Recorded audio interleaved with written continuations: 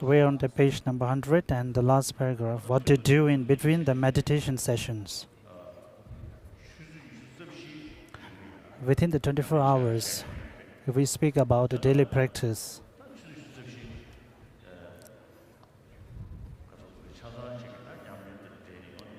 so to spend the whole 24 hours in our practice for one day, then weeks, then years, then 10 years, then whole your life. And in such way, and from events and events, if we are able to practice like Atisha has stated, like the Bodhisattvas, if we are able to practice in the deeds of Bodhisattvas like the stars and the suns, if we are able to do such a practice, then as it is stated in the Guide to the Ways of Bodhisattvas, like once you have the bodhicitta, then your happiness will grow from one place to another. Then once someone has such a kind of bodhicitta, who will refrain from practice, engaging in such kind of practice.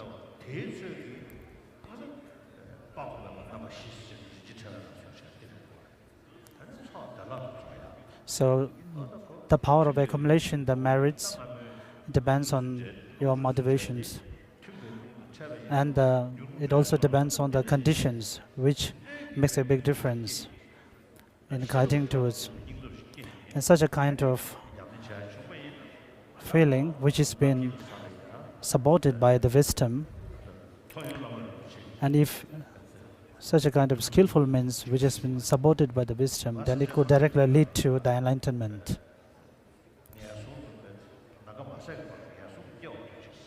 And the great bodhisattvas, they pray that they be reborn in the hell realm as long as possible, and as far as the hell realms are extinct, and may I never attain the enlightenment, the state of Buddhahood.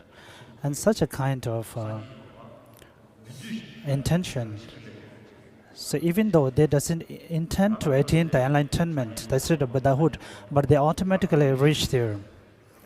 For us, we always aspire to attain enlightenment, and even the state of Buddhahood, we wanted to attain it for our own sake. And that's the reason why we are always left behind.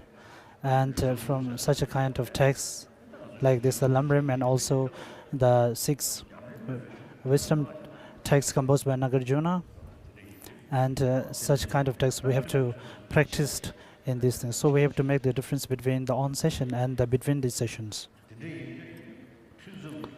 So therefore, the virtuous practice during the meditation, between the meditation session has to be continued, has to be reached to the main session, then from the on session to the middle session. So this is the way of practicing the virtuous practice, and the 2 sessions has to be combining with together and one after the another.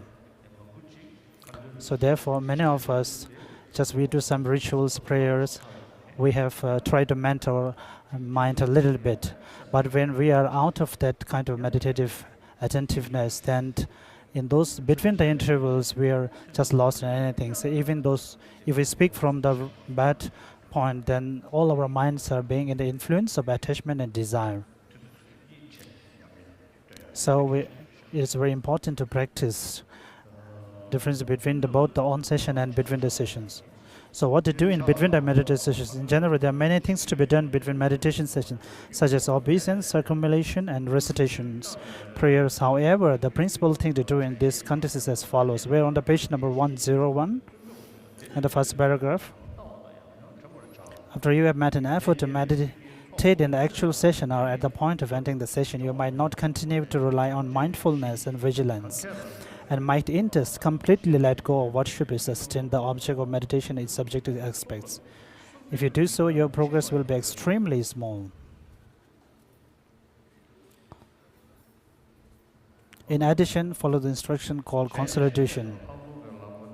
Furthermore, learn the 4 preconditions which are causes that really produce the paths of serenity and insight: restraining the sensory faculties, acting vigilantly, appropriate diet, and striving to practice without sleeping at the wrong time, and acting properly at the time of sleep.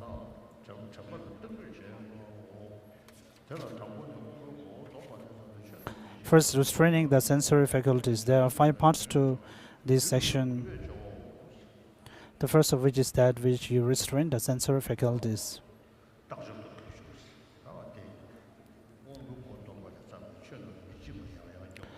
How to restrain the sensory faculties. There are two parts, and they are as follows: guiding the sensory faculties. And what to be guard is the six sensory photos, and from what we have to guard is from the distractions, six different kinds of distractions. After the six consciousness arise based upon their sensory objects and faculties, the mental consciousness produces attachment for the six attractive sensory objects or hostility toward the six unattractive ones. We're on page number 102.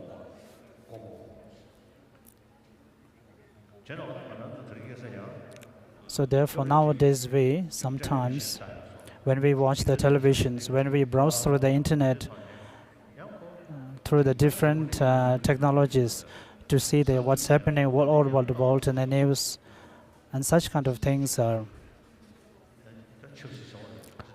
so what we call it, political or any reality things happening all over the world. It's very important to gain our information. This is something that we need to do. But other than that, a source of distractions, just to watch some movies or songs, if you pay much attention to it and if you are attached to it, then it is a source of distraction. And it is a great obscuration and obstacle. Even for myself, when somebody gifted me some television sets, even I have some, but I have been over 3-4 years, I have never seen any kind of television. When I have time, I used to read the texts and sutras, and I used to listen to the news, especially the BBC news. What is being broadcasted in BBC is very real and true. Whatever happening in all parts of the world is very immediate, I can reach it to. But without watching the television, it has been about 3-4 years, and I find it's not much beneficial to watch television. So like for you, even inside the monasteries, when you have used computer sets, from the using of computers and these things, of course there is a beneficial qualities, and you can use it for good, reasonable. But if you use it as a distraction, then it is a great obscuration for your practices and attaining the enlightenment. It will be a source of distraction for your five sensory faculties, five sensory consciousness. So then it's even better that you just go out of the monastery and live a normal lay life. Lay people, they won't make any difference. But since if you are inside the monastery, claiming yourself as a monk who has left your homes, then you have your mannerism, your behavior should be compatible to that. Even the teachers, abbots, disciplinary masters, so everyone has to think about it without forgetting. So they have to remind the monks at time and again about these things.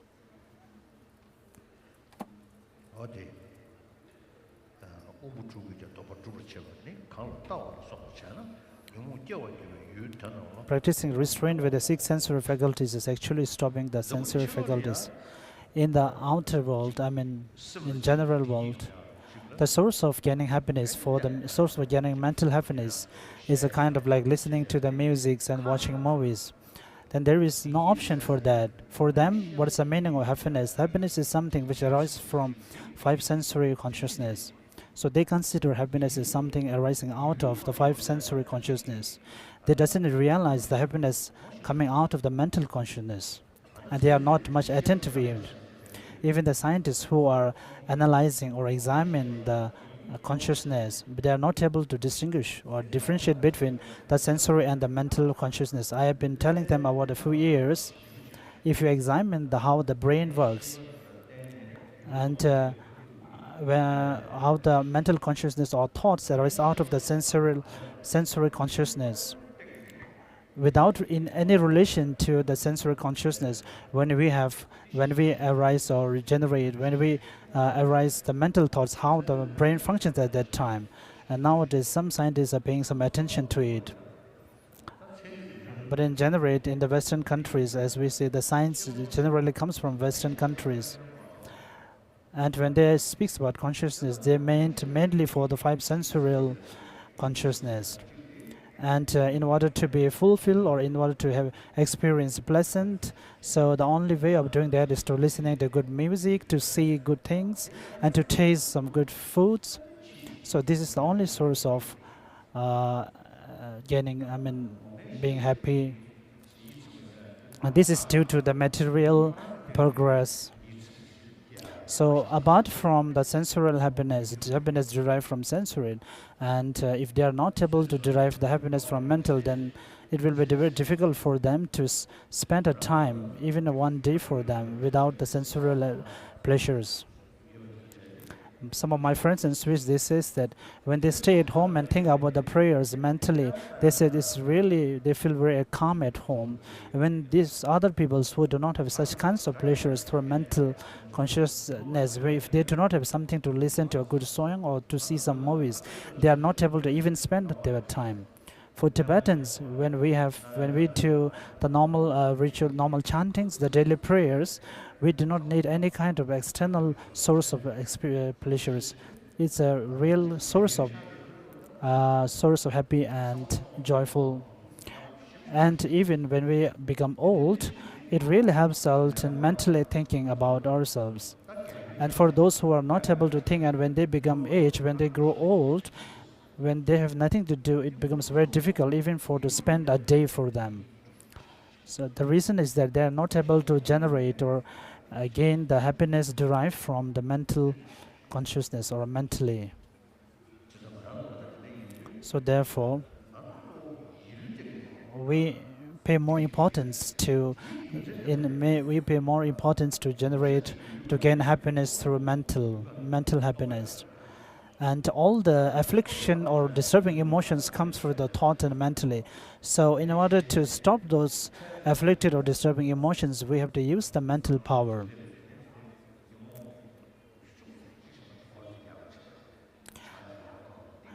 But even if you have some sensory pleasures, the afflicted disturbing emotions may not be so strong for a moment. It is something like you have forgotten your worry, but it's not that you have decreased or you have lessened your worries. So how to lessen or make yourself more happy and decrease your sadness is that the source of all those worries and the problems, which is mental consciousness,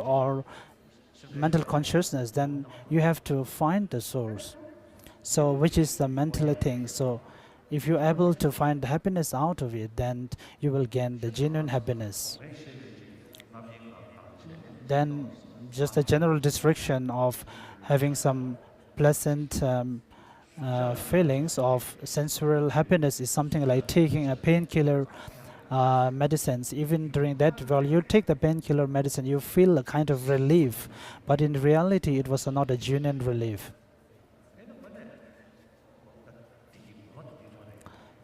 So if you are able to find the real genuine happiness from mentally, that is the real and genuine happiness, which will last for long.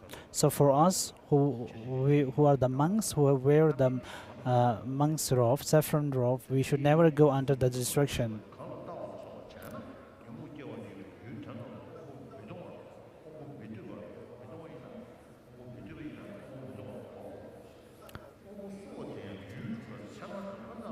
For instance, if you don't let to engage those sensory objects, that will produce afflictions when, for instance, look at.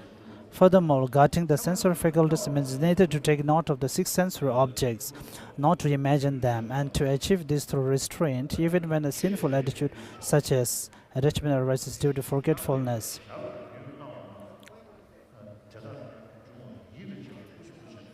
And abundance of afflictions. Take note of refers to perceiving and paying attention to the intentional or unintentional appearance of sensory objects, such as forms that you should not look at. Imagining can refer to the mental consciousness, apprehension of sensory objects that produce attachment, hostility, and ignorance. The real practice of Dharma comes during between the sessions. If you're really a practice of the Catholic practitioners, then they kneel down and they close their eyes and they pray to the God.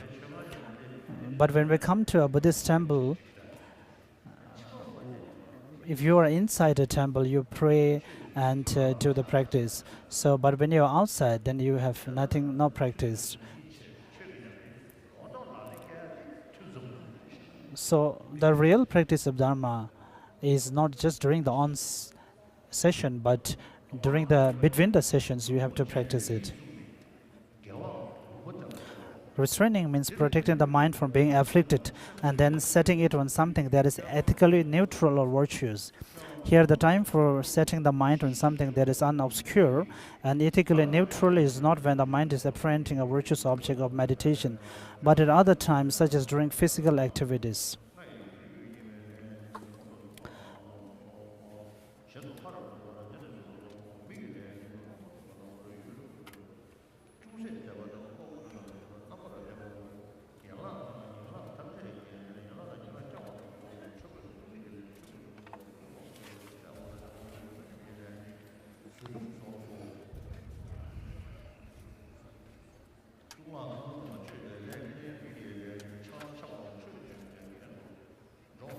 We are on the page number 103.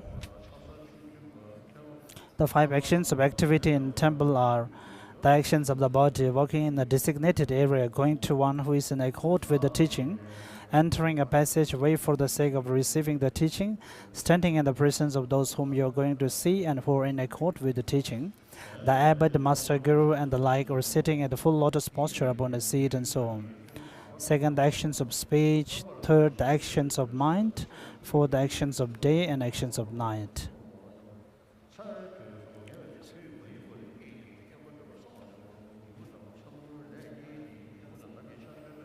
Both of these refers to not sleeping in the daytime or in the first and last periods of the night. This also refers to physical and verbal actions. Furthermore, the above statement, sleeping in the middle period of the night, refers only to actions of night and actions of mind.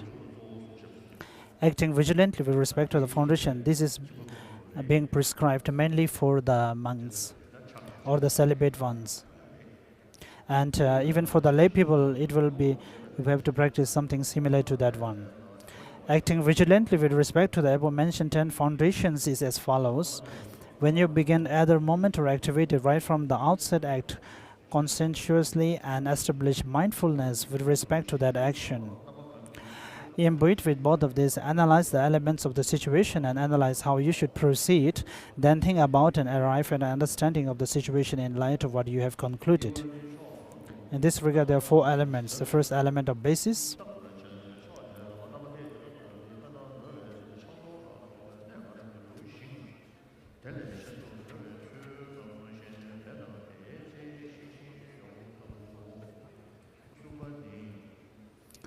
we are on the page number 104. Second, the element of direction. Third, the element of time. Fourth, the element of actions. No matter how many actions you undertake, you analyze to discover what will be happening and how to proceed, and then consider the situation in light of what you have concluded. For example, when you go out, keep in mind any precepts there may be on going out, such as go to another domicile in a very restrained manner.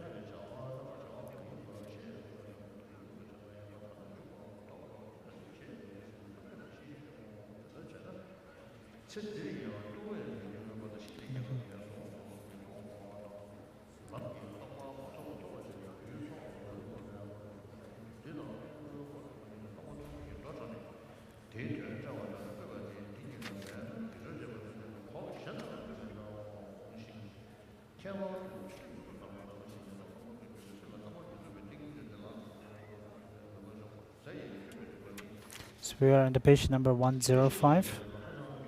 Appropriate diet. An appropriate diet has 4 attributes: not eating too little, not eating too much, eating digestible and wholesome food, not eating too much. This is because if you eat too much, your body will be heavy as you are carrying a burden. It will be hard to breathe in and out. Sleepiness and lethargy will increase. You will be unfit for any action, so you will have no strength for eliminating the afflictions. Third, eating digestible and wholesome food. For eating appropriate food, which does not produce afflictions. With such food, you do not create misdeeds and you stay happy. Moreover, the remedy for craving food lies within meditating on the force of food. There are 3 folds: the fold that arising from the causes of enjoyment, Second, the fault that arises from digesting food. Contemplate how food produces such elements of the food as flesh and blood after it is digested in the middle or the last period of the night. Third, the 5 faults that come from looking for food. The 5 are as follows. The first, fault of procurement. While being tormented by heat and cold, you must make great effort in order to procure food and assemble its causes. Second, the fault of ruining close relationships. Even close relatives such as fathers and sons will dispute and fight with one another for the sake of food. The third, fault of insatiability. Fourth, the fault of lack of independence. Those who eat others' food experience much suffering when they fight with opponents on behalf of their leader. The fault that arises from wrongdoing. Despite all of this, there is some benefit to food. After all, the body depends upon it. Eat your food after you think. Since it is not correct to rely on food just for the sake of my body's maintenance, I will conduct myself in a pure manner in dependence on my body's maintenance. Benefactors and those who actually carry out acts of charity work so hard that their skin, flesh, and blood drive. Then they make their gifts with a wish for a special result. Also, Nagarjuna's friendly letter states, with an understanding that food is like medicine, eat it without hostility or attachment, not for haughtiness, might, or robustness, but only to maintain your body. How to practice diligently without sleeping at the wrong time, and how to act properly at the time of sleep. We had the last para of page number 106.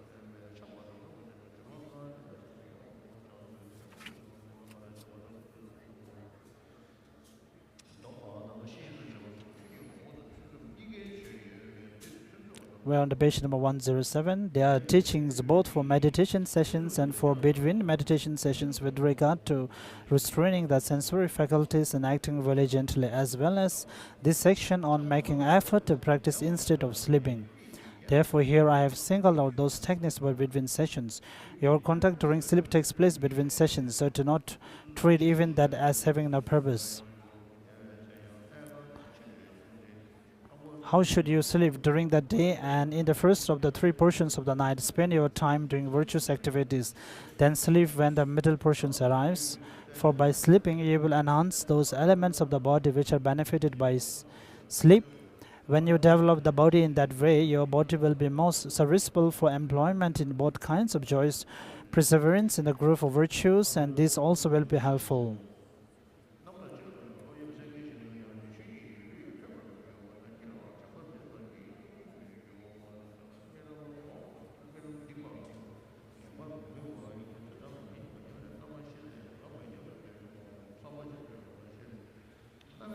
There are 4 kinds of thoughts with which to fall asleep. The idea of elimination. Second, mindfulness. This arises from having heard, thought, and meditated upon meaningful virtuous teachings. Pursue this practice until you have fallen asleep. And when you sleep, you have to generate a virtuous mind.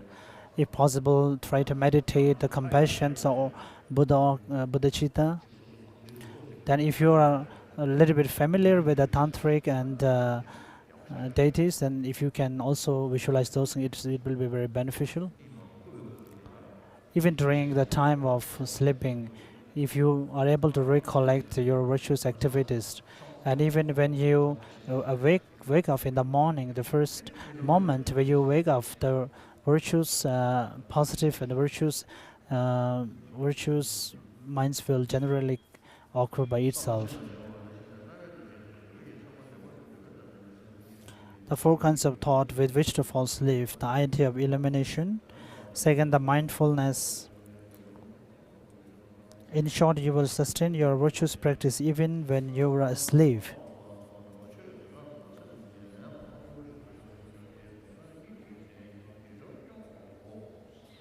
Third, the vigilance. If you are someone who has practiced the tantric through the yoga of sleeping, and if you are able to recognize the dream as a dream during the dream while dreaming, even while dreaming you will be able to practice. Even while dreaming, you will be able to dream independently. And most important, even during the sleeping or during dreaming, you will be able to meditate on certain aspects.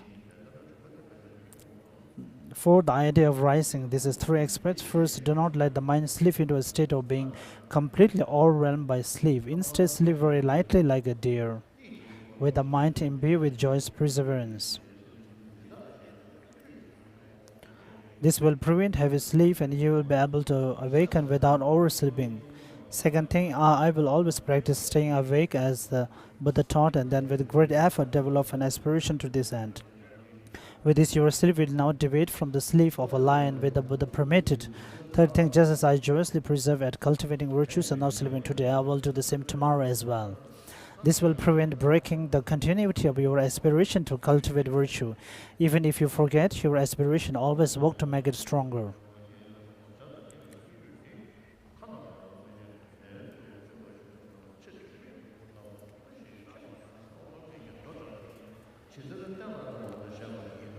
This concludes the explanation of what to do in between the sessions. Even while living your fishes, if you are able to recite some certain kind of mantras, it's also a kind of practice. Even, which means even you can practice even during the time of sleeping, during the time of dreaming. If you're able to realize you're dreaming, then you can do some special kind of virtuous activities.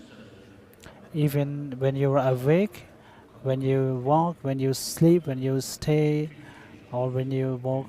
So even during the meditative sessions, so whatever the things and activities you do, which comes in its own way, so all these activities can be turned into virtues. This concludes the explanation of what you do in the between sessions.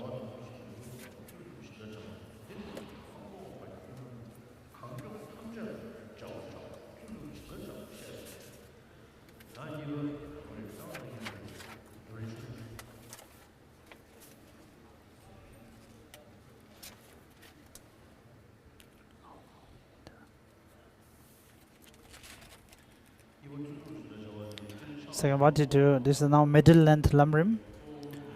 Page number 34, what to do during the periods between sessions. Generally speaking, there are numerous practices enhancing the object, such as prostration, circumambulation, and recitation. However, the main point is that if you make an effort at the essence of the session, and then during the intervals in which you will leave the session, you will let go carelessly without relying on mindfulness and introspection regarding the observed object and aspect, which are the causes of sustaining the meditation, the outcome will be very little.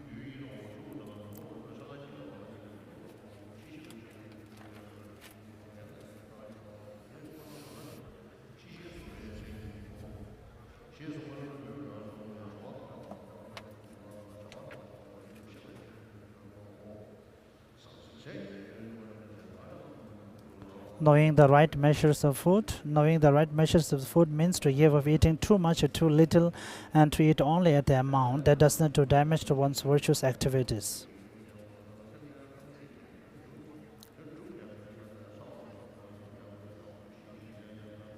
In friendly letter, it also says, we are on the page number 35. Reasoning that foodstuffs are like medicine, depend on them without attachment or hatred. They are not meant for you to be seated or proud or fat, just to keep your body going. Exerting irreversible yoga without sleeping, and what to do while lying down to sleep. This is 2 points. How to do when lying down to sleep, and how to apply this to the intervals between all the meditations.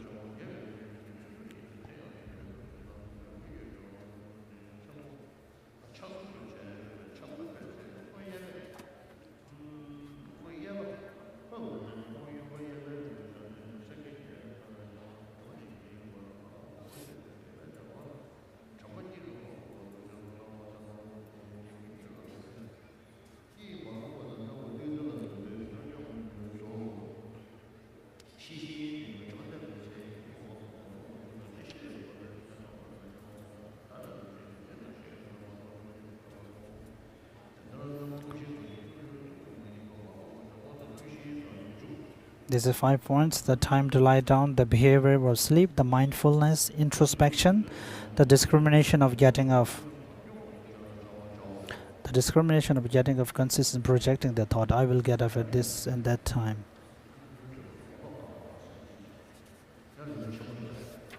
So back to Lamrim Chenmo. We are in page number 109. Refuting the misconceptions about meditation. There are persons who have not begun to recognize that the classic scriptures, the Tibetan term Gom, the meditation, which some people refers to as just the stabilizing meditations. When they speaks about meditations, it's not about hearing or the concentrations. So people may be misguided or misinformed that the term meditation may be just referred to only for stabilizing meditation.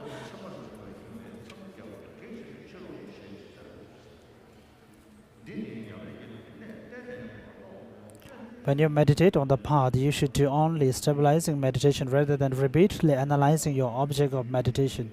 For repeated analysis with discerning wisdom is only for times of study and reflection. Moreover, repeated analysis will prevent you from future attainment of Buddhahood, because conceptual thought apparent signs of true existence. Study and reflection and concentration is the causes of generating the meditations. Without studying at first, you will not be able to generate the concentration, the mind of concentrations. And without these two wisdoms, with these two as preceding these two, you will not be able to generate the wisdom of meditation.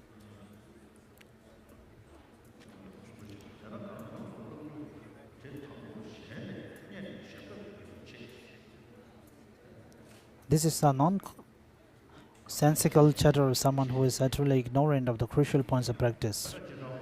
For example, when somebody else explains to you and you listen to it. For example, in school, when the teacher explains, you listen to it. Then you read the book and you generate a certain kind of understanding. That is called the wisdom based on concentration or wisdom. The wisdom which is based on just listening is not so stable, because if you see some other books which explains in a different way, or if you meet some other teacher which explains you in a different teacher, then you may feel like this is not right.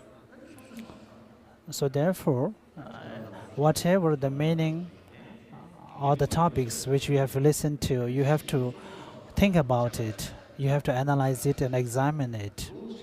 So if this follows, even if you, for example, if you study the science, like you have to examine going to the laboratory, and you have to generate a kind of understanding of knowing, a conviction based on it.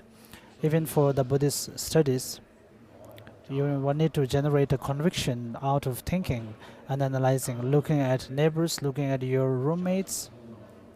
If you have a roommate who is very short-tempered, if you have a friend with your room who is very short-tempered, then whether you will be happy or not. If you have a roommate or a neighbor who is very kind and compassionate,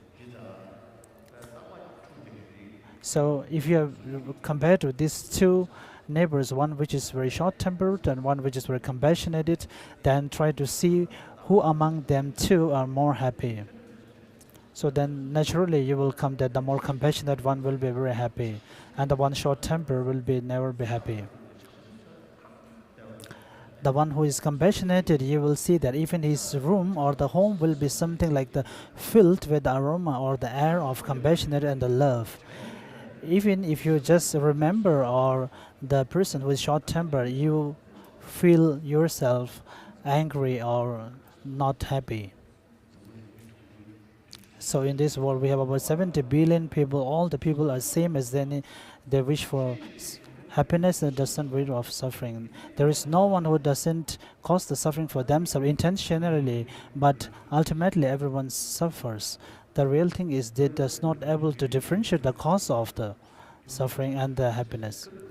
And maybe the reason is that when the conditions and the causes come temporarily, they look in this way as the conditions, the causes come by themselves, and they are not able to understand the causes properly, and not able to engage in the causes which are relevant or which are compatible to the effect.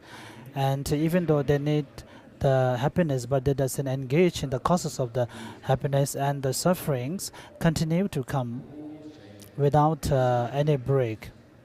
So if you analyze, or if you think in this way, then the thinking, the wisdom arises out of thinking will come to you.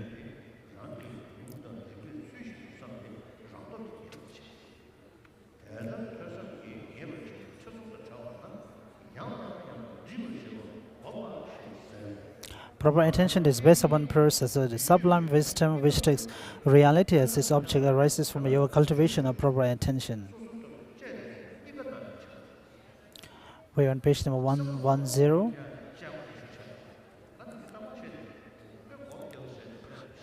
I used to say that I am not able to sit in a posture way during a meditation, but through the analytical meditation, it helps me more in shaping my mind, or mentally it helps me more. When we speak about the omniscience mind, when we also speak about the perfection of wisdom, then the word, the wisdom itself, as it is stated in the Bodhisattva's Guide of Way, is stated that all the first 5 perfections are prescribed or taught as a means of generating the 6th perfection of wisdom.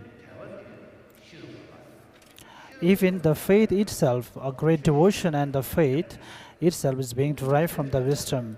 The more intelligent followers generate a faith which is backed by the wisdom. And for the non-intelligent disciples and the followers, they generate or they develop the faith without thinking about, without reasonings, and that is not stable. So the factor which really moves our mind, which moves us mentally, or which transforms us, is normally happen through the analytical meditation.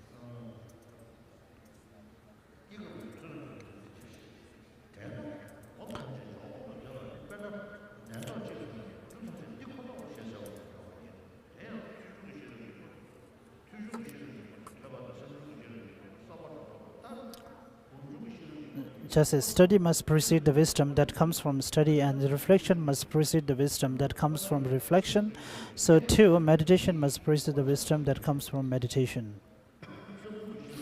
Therefore, it is said that the wisdom that comes from meditation is a product of the wisdom that comes from reflection. Thus, the depth of the wisdom that comes from your studies is commensurate with your studies. The breadth of your reflection is commensurate with this wisdom, while the depth of the wisdom that comes from your reflection is proportionate to your reflections.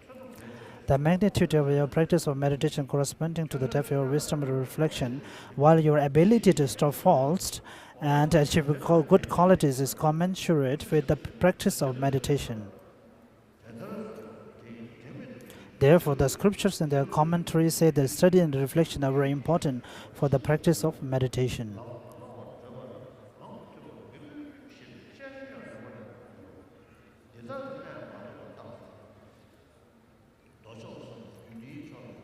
On indication of failure to recognize this critical point is not distinguished between the beginning between those who are well trained in the sutras or tantras and those who have not training at all. We are on the page number 111, and they're not assigning the appropriate amount of practice. Another such indication is that meditators are criticized if they study or do research.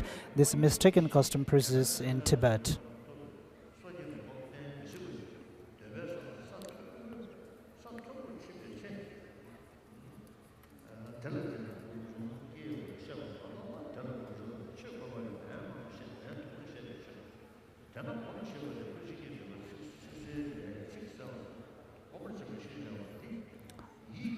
Meditating is making the mind take on the state or condition or the object of meditations. For example, meditating on compassion and meditating on faith means that the mind must be made to develop these qualities. Because of this, even the great translators sometimes use the term path of meditation, and at other terms use the term conditioning, as in the phrase for materialist ornament for clear knowledge. the paths of seeing and conditioning. Condition and meditation are synonyms. Furthermore, Venerable Maitreya says, as for the branch of certain differentiations, the path of seeing and the path of meditation, it is repeated reflection, comprehension, and definite discernment that constitute the path of meditation.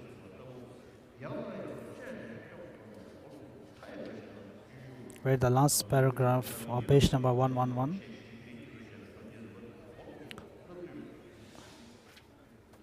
I compose this in order to condition my own mind. We are on page number 112. Therefore, meditate continuously on any distribution, protection, purification, or enhancement of your body, resources, or merit. So the second question. Moreover, to claim that all conceptual thoughts involve the apprehension of signs of true existence and thus prevents enlightenment is the worst possible misconception insofar as it disregards all discerning meditation. When we speak about conceptual thoughts,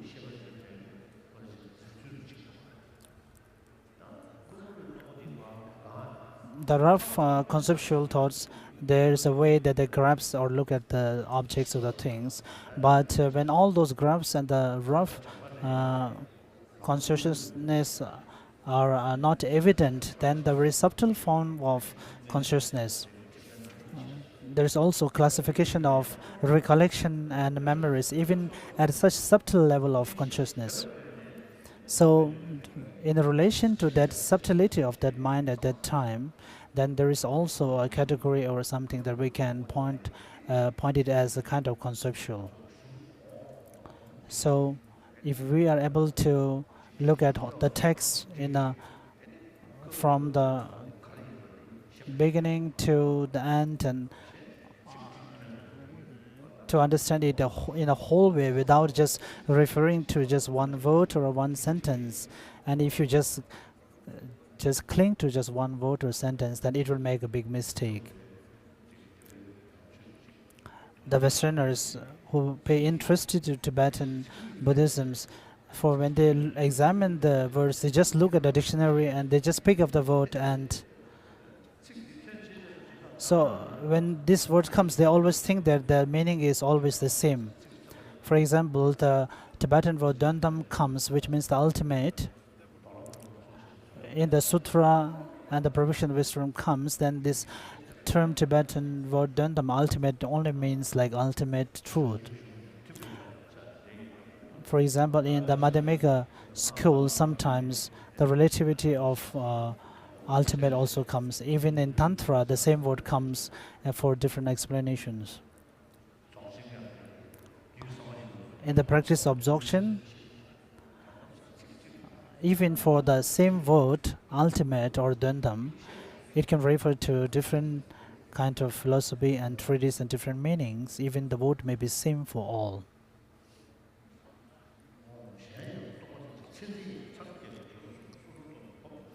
To claim that all conceptual thought involves the apprehension of signs of true existence and thus prevents enlightenment is the worst possible misconception.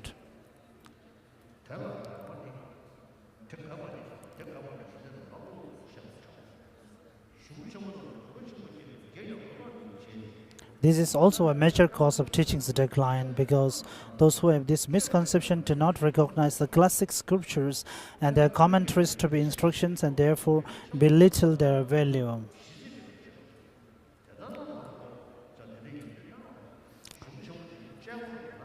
So the great texts are mainly based on analytical meditation. So if you are able to analyze and examine it correctly, then you will find a taste out of it.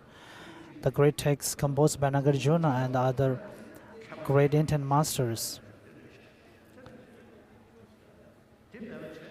So without having such kind of examine power or intelligence, if you just follow by your faith or just as an instruction by your teacher and a master, then when some arguments comes or arise, my teacher just says this and I swear to it. So this is not based on reasoning. it's very important that we have a reasons to prove that this is this, and a kind of reasoning for self, like if you visualize yourself or think yourself. For example, as stated in Bodhisattva's Guide of Wit, the faults of self-centered feelings, the logical reasonings are collected from all the round. When Shantideva explains the self-centered feeling as the source of all the faults and ignorance, he uses all the logicals from the all perspectives. So that is the power of intelligence to put into use to prove logically with reasonings. So if that is not the case, then our brain is of no use.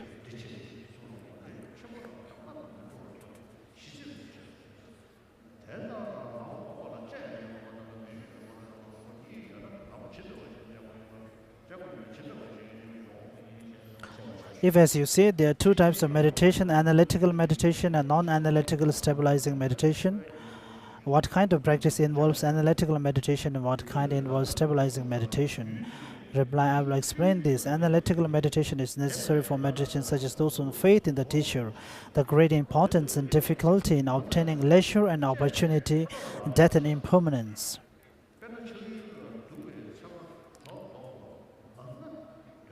Where the last paragraph now. Similarly, when you think often about the unattractive characteristics of your enemy, you produce intense hatred. It is the same in the case of your meditation on any of these types of practices.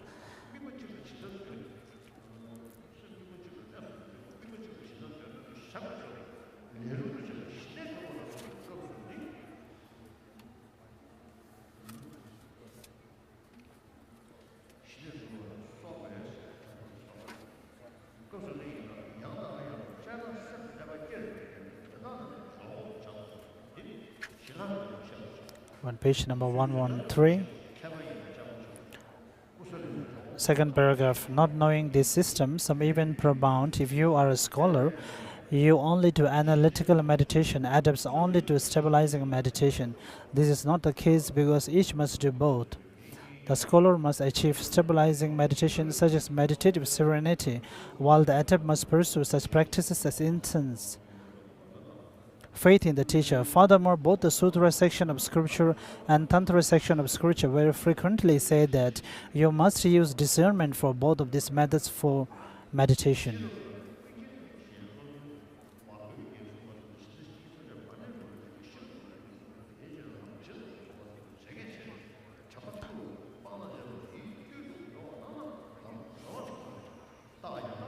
Where the last paragraph now.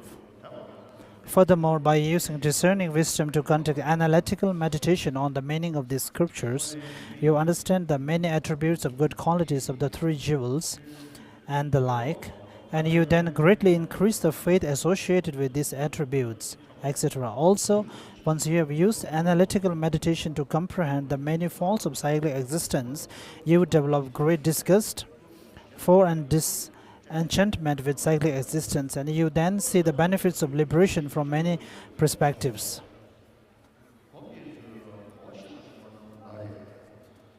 We're in page number 114.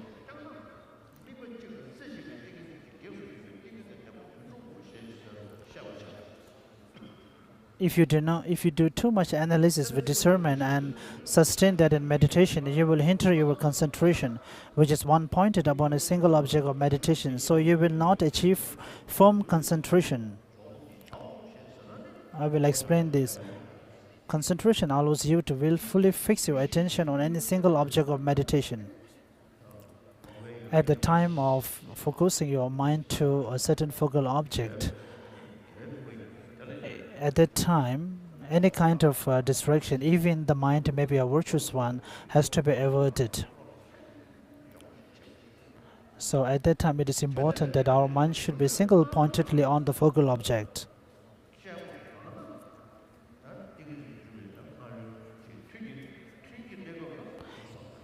Even during this is the way to think during the meditative sessions.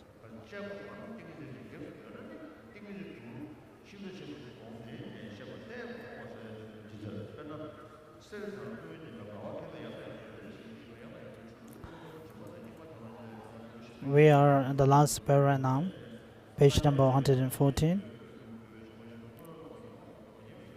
Likewise, you initially use your discerning wisdom to meditate repeatedly on faults, such as the afflictions, the secondary afflictions, karmic effects of wrongdoing, and the faults of cyclic existence, according to their order in scripture. This makes you completely displaced or disenchanted. By bringing this to mind, you turn away from the group of non-virtuous things and clear away these defilements like burning gold in fire. Next, you use your discerning qualities of the wisdom, the great importance of the leisures and opportunity, good qualities of the three jewels, virtues, karma, and its effects, and the benefits of the spirit of enlightenment, again accordingly to their order in scripture. We're on page number 115. In the same way, the noble Asanga says, for example, in order for smiths or their skilled apprentices to purify silver or gold of all defilements and impurities, they burn it in fire and wash it in water. By doing this, they understand that they can make it into this or that ornament by way of their service, ability, and playability. Then those who know the appropriate craft, the smiths and their skilled apprentices, use the smith's tools to transform the metal into whatever kind of ornament they want.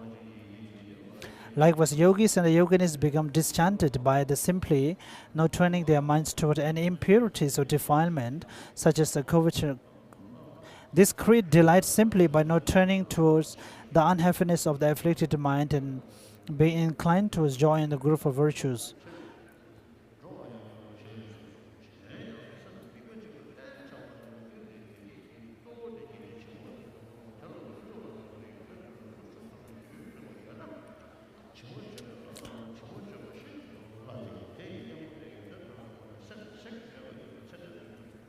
Therefore, you will easily attain the firm concentration which pleases the learned to a degree commensurate with your cultivation of the trainings, beginning with faith in the teacher and ending with the engaged spirit of the enlightenment. Not only must you sustain stabilizing meditations after you become free of both excitement and laxity, but you must also sustain analytical meditations.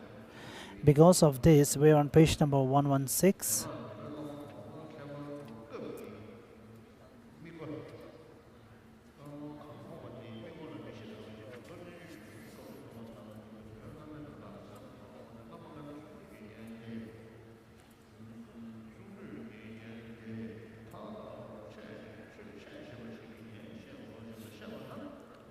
However, those who know how to bring all these explanations into practice seem barely to exist at all. Therefore, you should also create another concise presentation of what to sustain in meditation.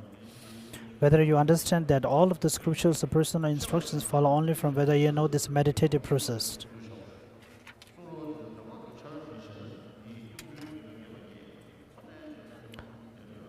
Therefore, there is a need to establish this in a more detailed manner.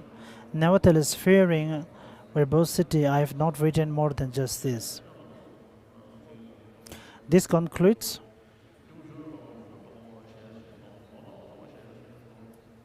the explanation of refutation of misconception concerning the matter of sustaining meditation. We are back to the middle-length Lamrim.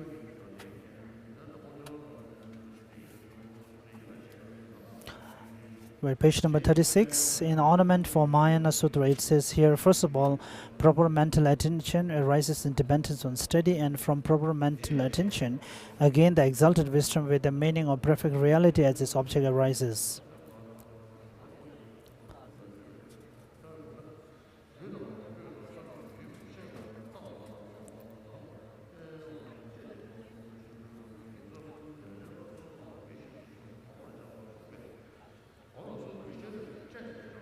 With regard to the meditations that according to this statement should be done on all four activities, giving away, guarding, purifying, and increasing, with respect to each of the three, body, possessions, and root of virtue, they are both analytical meditations sustained through analysis by means of the wisdom of individual investigation, and stabilizing meditation in which the mind is placed single-pointedly without analysis.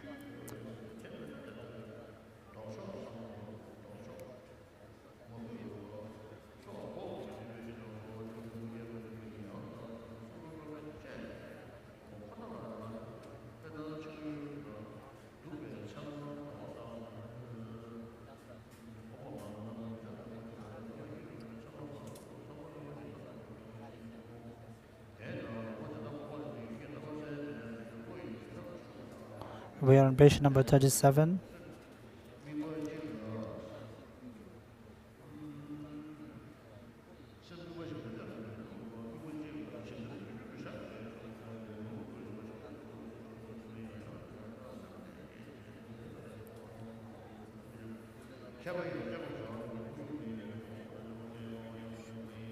Although some who do not know this approach claim that if you are a scholar, you should only do analytical meditation, while sadhus should only do stabilizing meditation.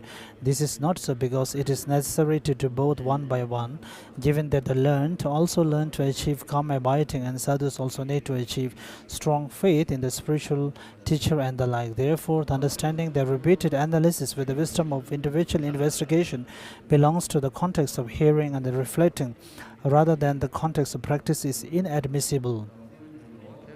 The understanding that all conceptions apprehend science and therefore create obstacles to the enlightenment has the fault of not discriminating between improper mental attention, the conception of true existence, and proper mental attention, the conception of reality.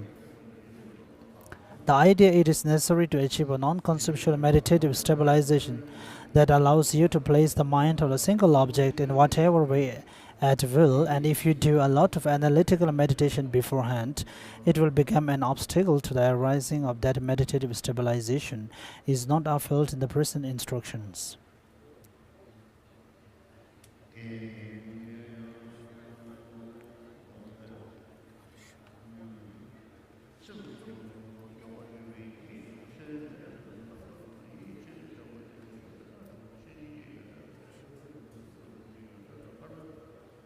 Similarly, just as the mind turning away from unwholesome side emerges cleansed of defilements on the occasion of meditating on the positive qualities of the spiritual friend and the preciousness of the freedoms and endowments, the positive qualities of the three jewels, wholesome actions and their effects, and the benefits of bodhicitta.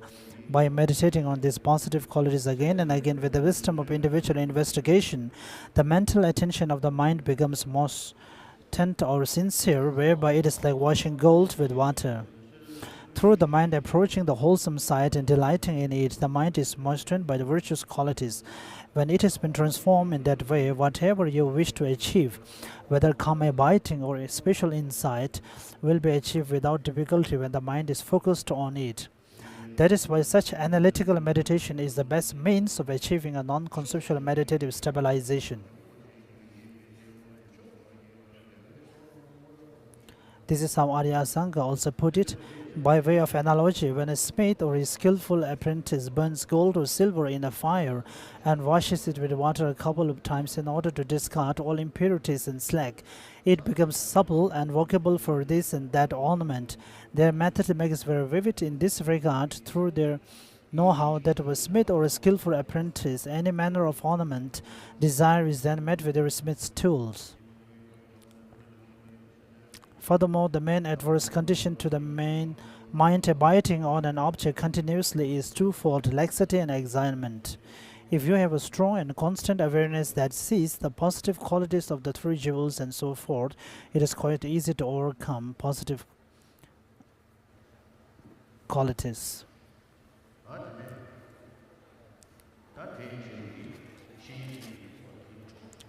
So till here we have completed the reliance on the master. So from here on, how after relying on the master, how we have to practice. Now it is necessary to show the stages through back to the great treatise of Lamrim Chenmo, page number 117. The stages of how the students train their minds after they have relied on the teacher. The stages it has stood an exhortation to take full advantage of a life of leisure and opportunity. How to take full advantage of a life of leisure and opportunity.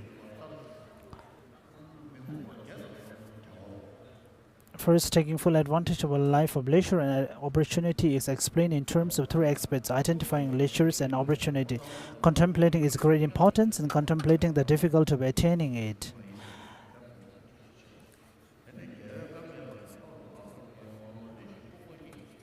Leisures. The verse summary of the Perfection of Wisdom 8,000 lines says, through ethical discipline you eliminate the 8 conditions that lack leisures and many circumstances in a life as an animal. Through it you always attain leisure.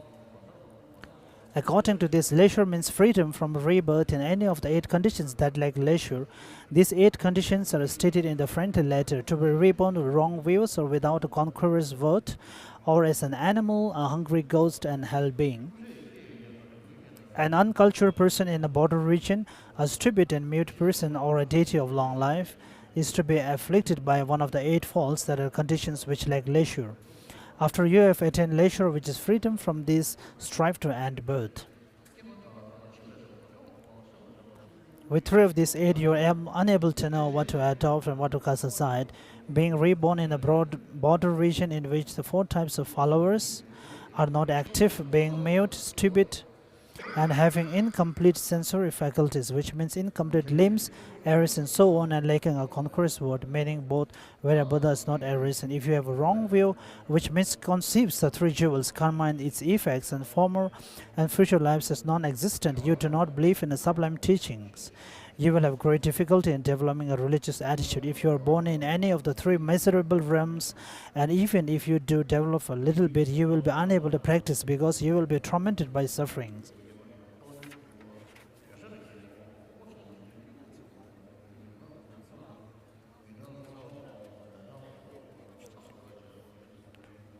We're page number 119. The second outline, opportunity. The 5 aspects of opportunity that pertains to yourself. According to the Sarvarga levels, the 5 are being human, being being born in a central region, having complete sensory faculties, having a reversible karma, and having faith in the source. Being born in a central region means that you are born in an area wherein the 4 types of followers are active. Having complete sensory faculties means that you are not stupid or mute and that you have your main limbs, secondary limbs, eyes, ears, and the likes intact. Having reversible karma means that you have not done or caused others to commit the 5 deeds of immediate retribution. Faith in the source means that you have faith in discipline, which is a root from which all mundane and super-mundane virtues arises. Here, discipline refers to all 3 scriptural collections. These 5 are called aspects of opportunity that pertains to yourself because they are included in your mind stream and are favorable conditions for practicing the teaching.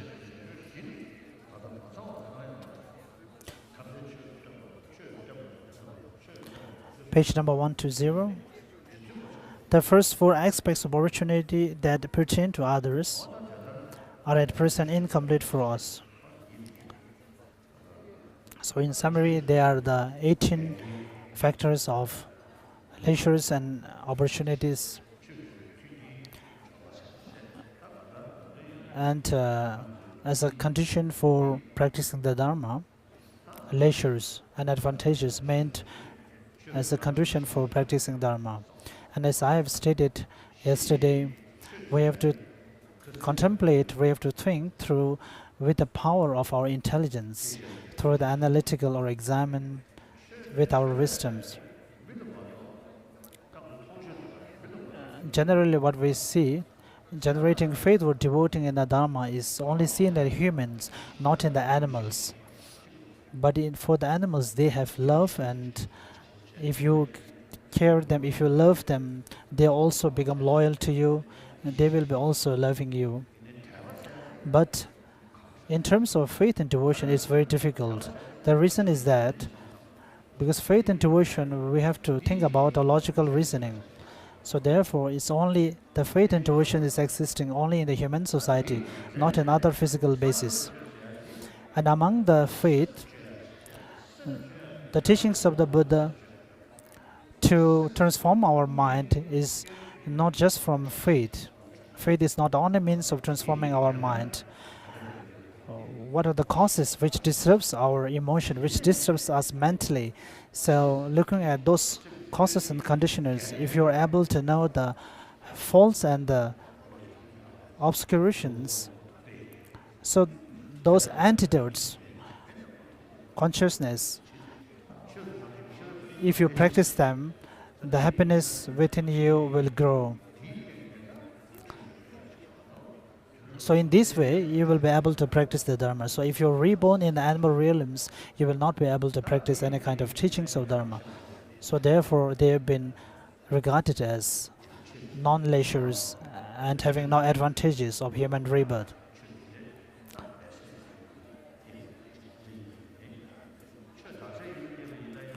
So even if you are born in a place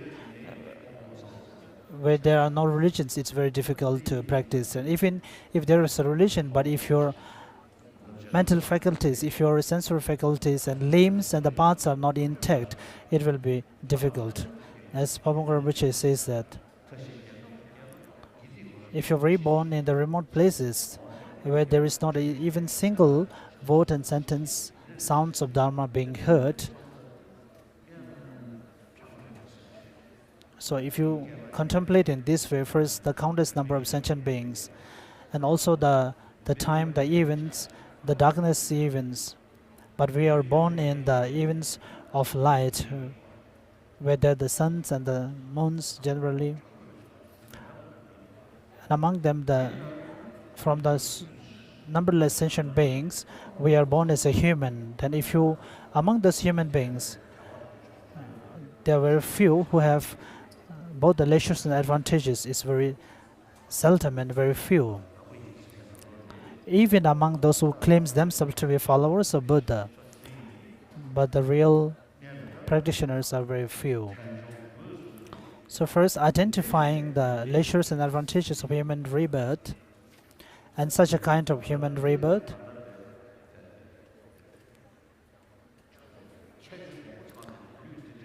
that kind of human rebirth, which possess all the qualities, you have to visualize, you have to think that we are very fortunate to have attained such a human rebirth. So we have to take the essence out of it. And the way to take the essence out of it is practicing or training our mind. So thinking about the beneficial qualities of gaining those human rebirths and thinking about the reality, how it is difficult to attain such things, then one need to practice the teachings. Then second is contemplating the great importance of leisures and opportunity. Until death, animals strive merely to avoid suffering and achieve happiness. Therefore, if you do this and do not practice the pure teachings for the sake of achieving lasting happiness, then you are like an animal despite being born in a happy realm. As Chandra Gomin's letter to a student states, we are on page number 121, just as an elephant carves a few mouthfuls of grass that grows at the edge of a deep pit and falls into the chest without obtaining any, so it is with those who desire the joys of this world. Not just any life will be sufficient for the practice of such pure teachings in general or for the practice of the Mahayana path in particular. Consequently, you must attain such a life as was described earlier. The letter to a student, with a human life you attain the spirit of enlightenment, which is the basis for the path to the state of a Sugata, which brings great mental force and which equips you to lead all beings. Neither Nagas, demigods, Vidyadharas, Gurudharas, Kinnaras, nor snakes attain this birth. Also, the descent into the warm sutra states, even though you have been born a human with such limitless sufferings, you still have the best of situations. It is difficult to attain this even in 10 million years. Even when the deities die, the other deities say, may you have a happy rebirth. By happy rebirth, they mean the human rebirth. Thus, even the deities hold human life as something toward which they aspire.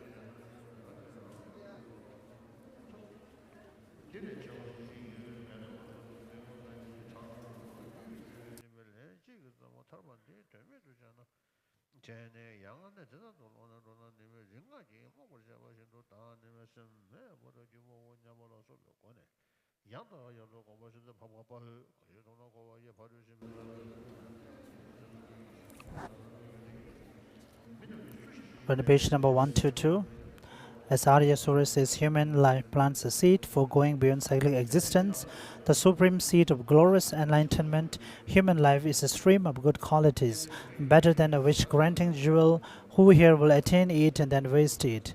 And also engaging in the Bodhisattva deed states, there is nothing more deluded and nothing more confused than for me to have found such leisure and yet not to cultivate virtue. After I have recognized this, if I remain idle through confusion, great sorrow will befall me at the time of my death. Furthermore, Geshe Tromtempa asked Chengawa, are you mindful that you have a human life endowed with leisures and opportunity?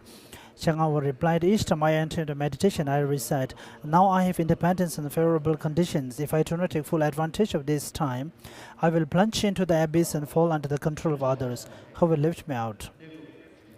Thinking about the importance of the human rebirth is that this is the qualities that you can also attain the greater human rebirths. And for the ultimate goal, you can also have the potential to attain nirvana or the liberation from samsara and even enlightenment. To be liberated from samsara,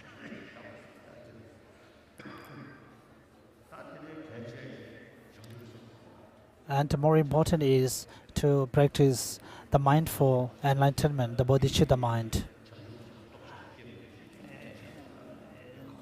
The kind of bodhicitta, the powerful bodhicitta that we can generate it on a human rebirth, human being, can never be generated any other kind of physical basis. So this kind of leisures and advantages, even for attaining enlightenment, it is one of the best and most suitable physical basis, even from the tantric practice. To be reborn in the heavens and the pure land,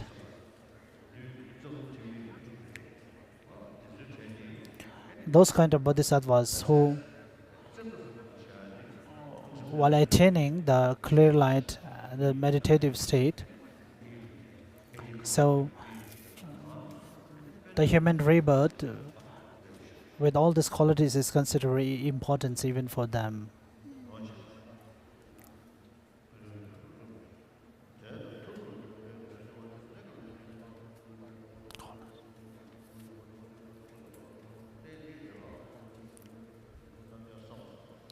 We're page number 122. Sorry, page number 123. Second paragraph. In this way, this life is very important in terms of attaining a higher status and certain goodness. If I were to waste it and not strive day and night to create the causes of these two goals, it will be as if I were returning empty-handed from a land of jewels. And also, I will be bereft of happiness in the future and will not obtain a life of leisure. Without leisure, I will undergo continual suffering. Thus, what kind of self-deception is worse than this? As Arya Surya says, those who have obtained a human life rich in virtues through a collection of merit or innumerable eons, and who then, due to confusion in this life, fail to accumulate even the slightest treasure of merit, will in future lifetimes enter the house of unbearable sorrow, like the traders who go to a land of jewels and return home empty-handed.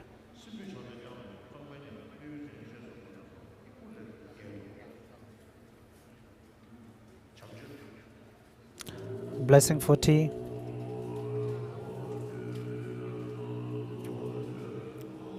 Praise to Lama Tsongkhapa, who is founder of the Gelugpa tradition, and his two main disciples. May I offer this to the four Lama Tsongkhapa and his two noble sons.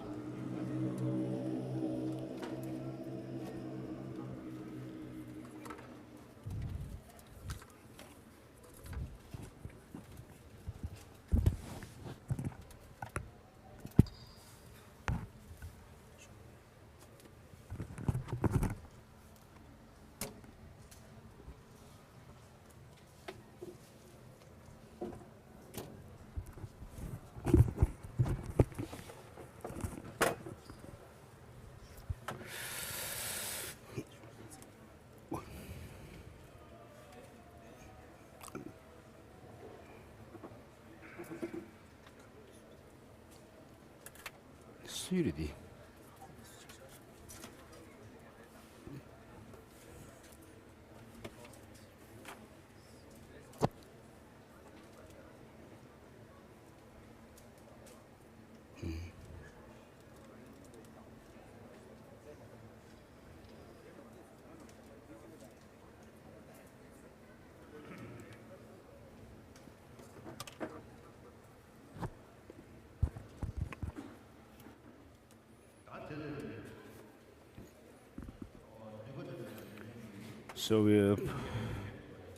So such a powerful body that we have, that with such a potential, comes from causes and conditions, and these causes and conditions must be actually created by oneself. We cannot actually expect it from others, and therefore, if if you think about yourself now, ourselves, what we think we're full of negative thoughts and emotions, and then what we do is create negative actions, so that we would actually suffer in the future. So we as religious and Dharma practitioners, if we are like this, then there's no need to mention about how the people who have no Dharma would act in their life.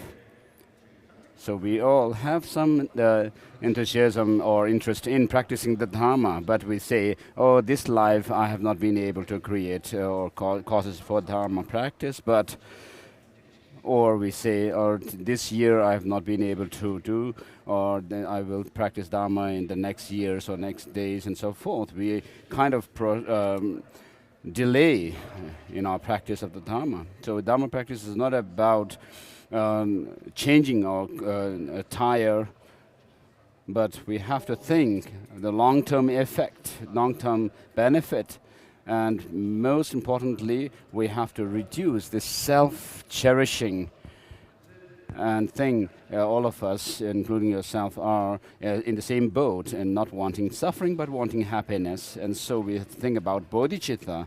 Of course, the real bodhicitta explanation of genuine bodhicitta will come later. But if you have a good heart, even a degree of good heart, then you will actually be able to reduce anxiety within yourself. And because of that, it will reduce. You will have reduced or less, more peace of mind. And so we have to make our goal as the cultivation of bodhicitta right from the beginning, and be able to actually take the rest of the practices that we are going through as requirements, preliminaries to that cultivation of bodhicitta, and so which is very precious.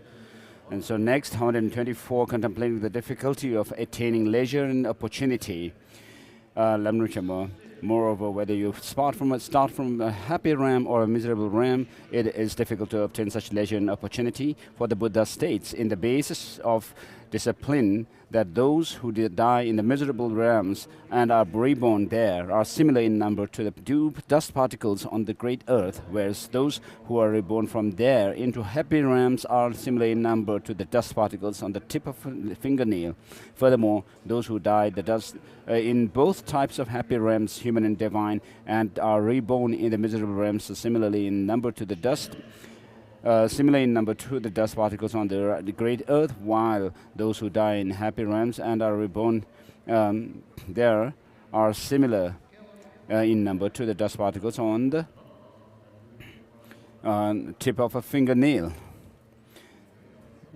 Why is a human life, leisure, and endowment so difficult to obtain? It is because beings of the happy realms, humans and the like, are frequently involved in such ignoble activities such as the 10 non-virtues. Because of this, they are reborn in the miserable realms. As Aryadeva's 400 stanzas states, humans for the most part are involved in things ignoble.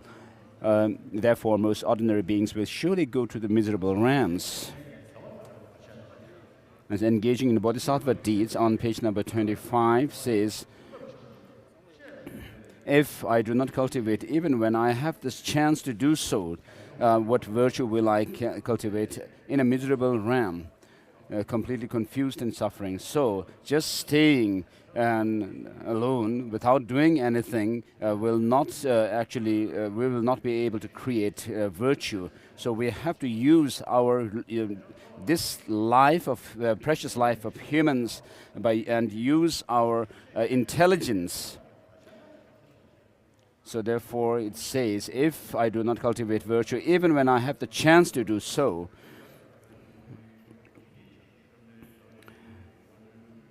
so these verses from engaging in bodhisattva deeds are being read through on page number 125. when I experience the suffering of the miserable realms, I will be extinguishing previous bad karma, and then I will be reborn in a happy realm. Hence, getting out of miserable realms is not difficult. The reply to this: while you are experiencing suffering in the miserable realms, you are constantly accumulating sins. Therefore, although you may die in the miserable realm, you will continue to be reborn in miserable realms. Because of this, getting out of the miserable realms is difficult, and there's engaging in the bodhisattva deeds says this. Experiencing only the effects of that karma, you will not get out. While experiencing the effects, you create other sins.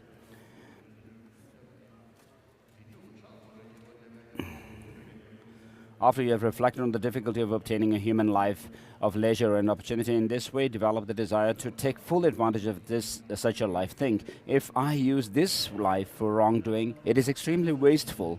In light of this, I will spend my time practicing the sublime dharma. And Nagarjuna's friendly letter states these.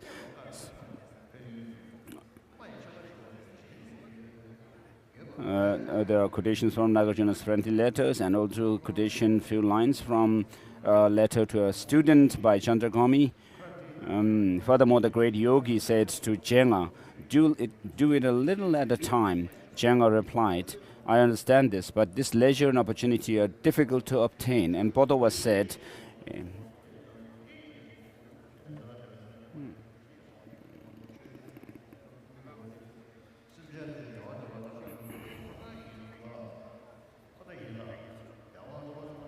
and so meditate until you attain attitude indicated in these stories. In order to develop this sort of fully qualified desire to take full advantage of a life of leisure, you must reflect on its 4 elements as follows. So what is said in the engaging in bodhisattva deeds should be given thought. So bodhisattva, Shanditeva says, the color and smell and so forth of a lotus comes from its own courses. So right from the beginning of the evolution of this world, the particles that compose, that constitute the external world of material world and the sentient beings body are same. They have the same origin. But because of the different combination and structure of these elements and particles, they form different matters. And then they form different forms and shapes, and then they also give rise to different colors and so forth. And so Shantideva makes the point that all these are because of the previous causes and conditions that give rise to them. Whereas he says, this suffering and pain and pleasure that we experience which are without beginning, come from karma. So he makes a difference here with regard to the material things coming from their own causes and conditions, but then the experiences of suffering and pleasure coming from their karma, the sentient beings' karmas. So of course we talk about the environmental effect of our karma.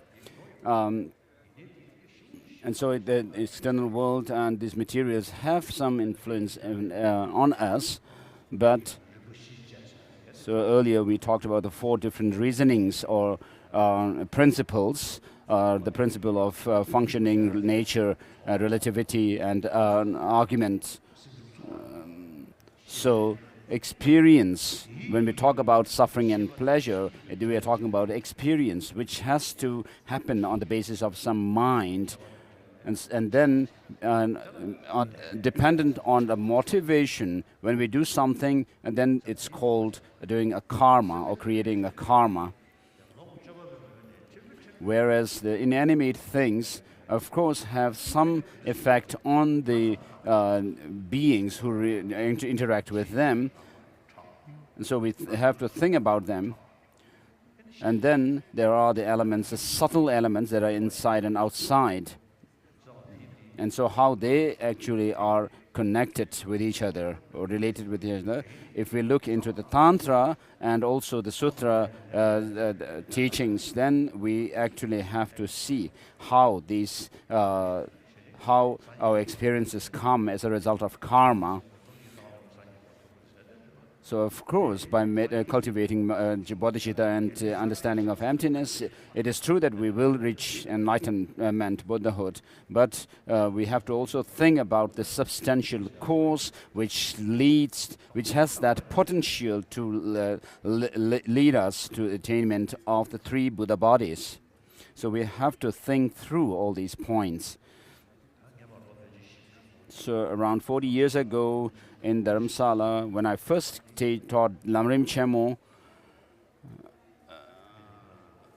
there were a few of the, there was Gerong Kjörpun, a former abbot of Drepung Losaling.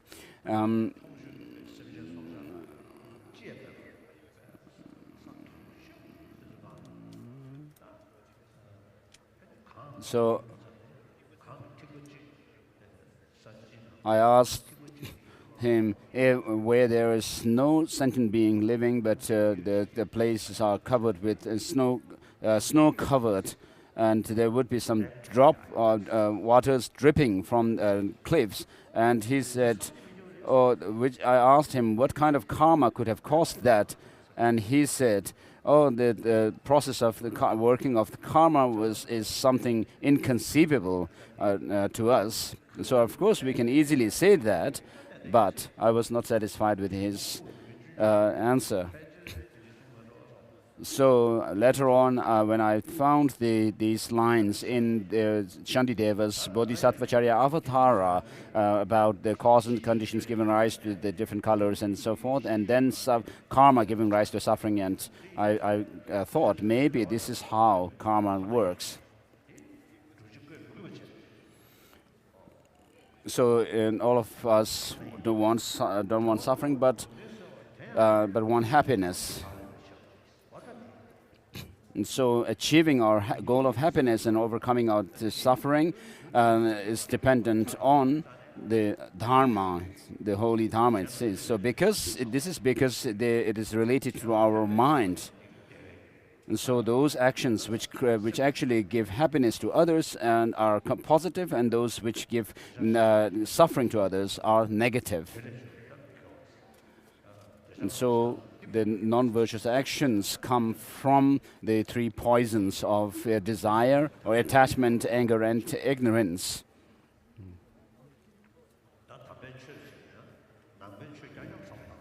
So here the holy Dharma need not be referred to only Buddhism, but we can see the Christians also engaging in all kinds of actions of adopting virtue and discarding non-virtues, and also the Hindus do so same.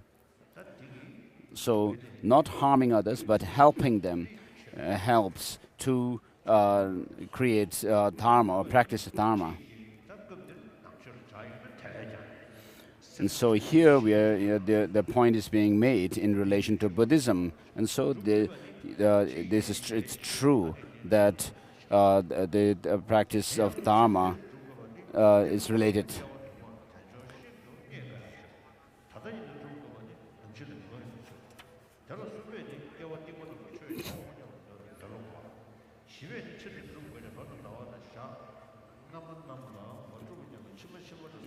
So the point being made here is, in order to develop this sort of fully qualified desire to take full advantage of life of leisure, you must reflect on the four elements, and the four elements are given here.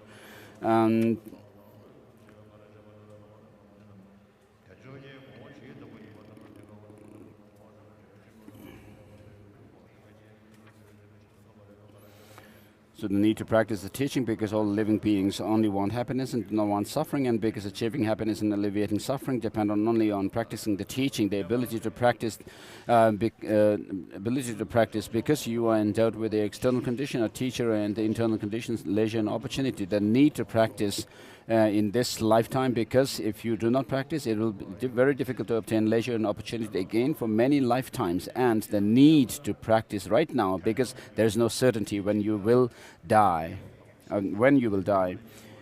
Among these, the third stops the laziness of giving up, which thinks I will practice the teaching in future lives. The fourth stops the laziness of engagement, which thinks, although I should practice in this lifetime, it is enough to practice later on and not to practice in my early years, months and days.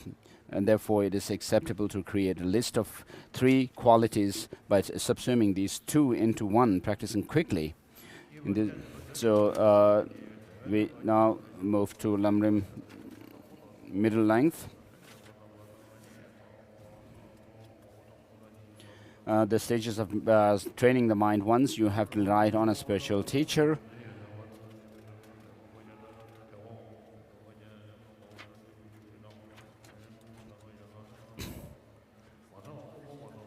Through rules, the essence of many worlds of animals and 8 unfree states are abandoned, you win constant leisure. Accordingly, the leisure consists in freedom from the 8 unfree states. And then for unfree states of humans and for non-human unfree states. And the former live in one region. As for the long-lived gods, the commentary on the friendly letter discusses 2 types.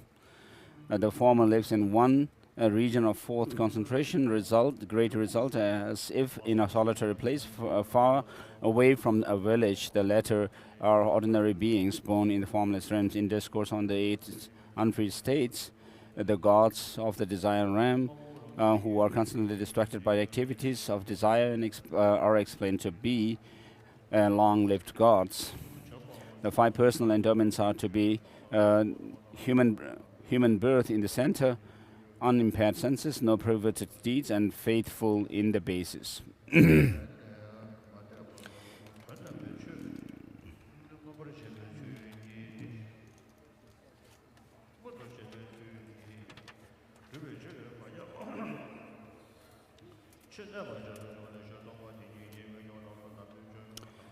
The 5 endowments conditioned by others are said to be the Buddha arrived and the arriving, the taught, having taught the holy Dharma, the teachings are abiding and being followed. There are hearts with loving concerns for others. And considering the great value of leisure and endowments, if no practice of the completely pure Dharma for the sake of lasting happiness comes about at all, you would be like an animal despite your birth in a higher realm, since animals also endeavor merely to attain happiness and eliminate suffering until they die. For the accomplishment of Maya path, a basis like the one explained earlier is necessary. In a letter to a student, it says, the base of the path of those going to bliss, the tool for leading beings, that very strength of mind, the strength that human beings have gained, that path has not been found by gods or nagas, nor by asuras, not by garudas, vidyadharas, kinnaras, and maharagas. Furthermore, some gods of the desire realm with a strong predisposition from having previously trained in the path on a human basis are suitable as a basis for seeing the truth for the first time, but it is impossible to attain the Arya path for the first time on an upper realm basis. However, as explained before, the majority of the desire realm gods are said to be in an unfree state, and therefore they are not the best basis for attaining the path for the first time. Again, inhabitants of the continents of Uttaragura are unsuitable as a basis for vows, which is why the basis of other 3 continents are praised, and among them especially the inhabitants of the Jambudvipa, this world. Consequently, why would I act in such a way that an excellent base like the one that I have gained does not have a result? If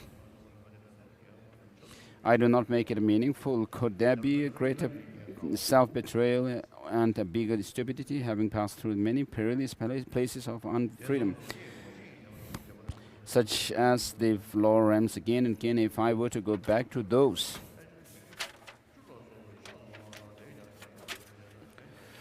places, forsaking this one-off liberation as meaningless, it would be like turning mindless as those stupefied by a magic spell. By way of thoughts like these, you should meditate again and again.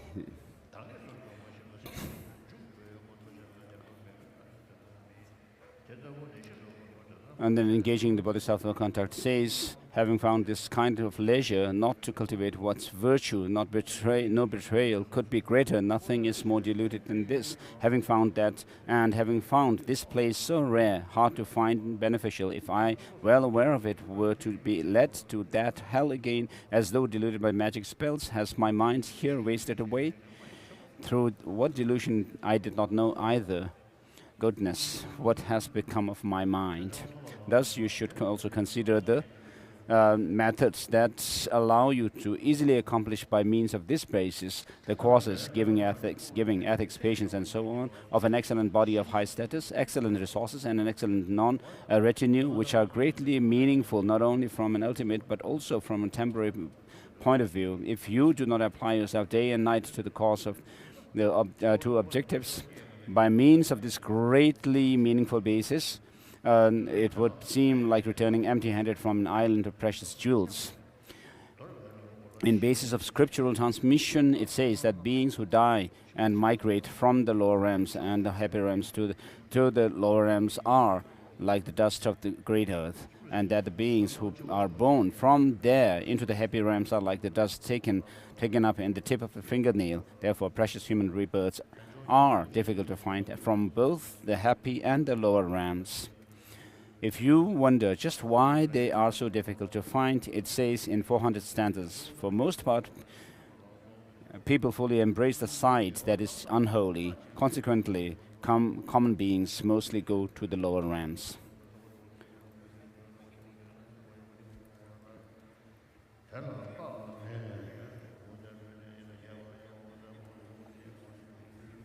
So accordingly, there are many humans and other beings who mostly hold on to the side of the 10 non-virtuous actions, and that is also why, consequently, they go to the lower realms. Furthermore, if for each moment of anger and the like toward the bodhisattva, you have to spend 1 eon in hell without respite, the negativities accumulated over many lifetimes, which are not common to fruition or nor overcome by the antidote in which are present in your own continuum, will doubtless cause you to spend many eons in the lower realms.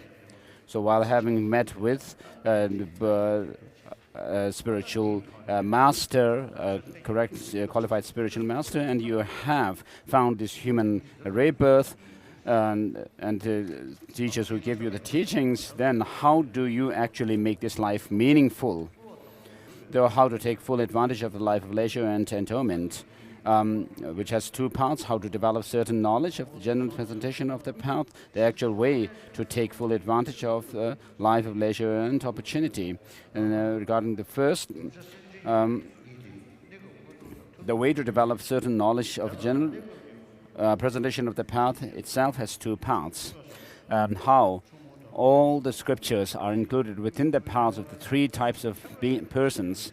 In the beginning, a person who is to become a Buddha develops the spirit of enlightenment. In the middle, this person accumulates the collections of merit and sublime wisdom. And in the end, this person actualizes perfect Buddhahood. All these actions are solely for the benefit of living beings. Therefore, all the teachings given by the Buddha simply accomplish the welfare of living beings. This being the case, the welfare of living beings is what you should accomplish as well.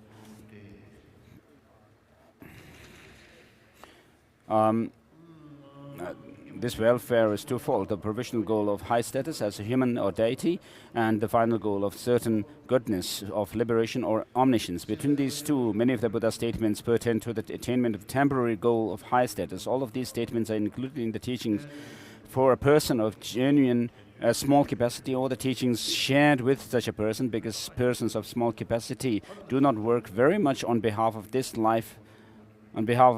lifetime, but they diligently strive for the excellent high states of human or divine rebirths in future lifetimes by engaging in the cultivation of these causes. The lamp of the path to enlightenment know to be least those persons who diligently strive to attain solely the joys of psychic existence by any means for their welfare alone.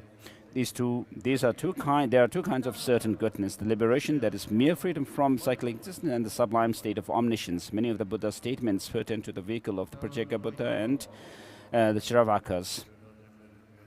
All of these statements are included in the teachings for a person of actual medium capacity, or the teachings shared with such a person, because persons of medium capacity develop disenchantment with all of the cyclic existence and then make their goal their own liberation from the cyclic existence. Then they then enter the path of the three trainings, the method for attaining liberation. And then there is quotation from the Lamb for the Path of Enlightenment, defining the beings with medium scope. And then the elders, Lamb for the collection of deeds, states.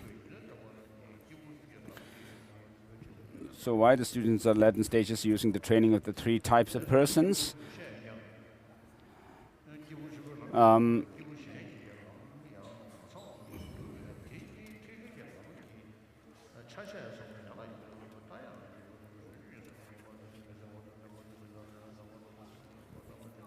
So the purpose of leading students by means of the path to three parts of the three types of persons.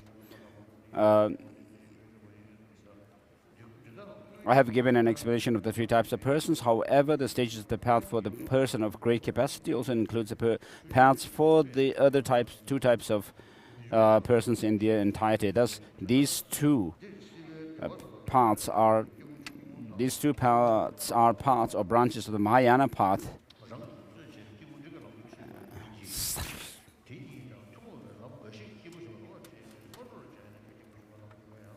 So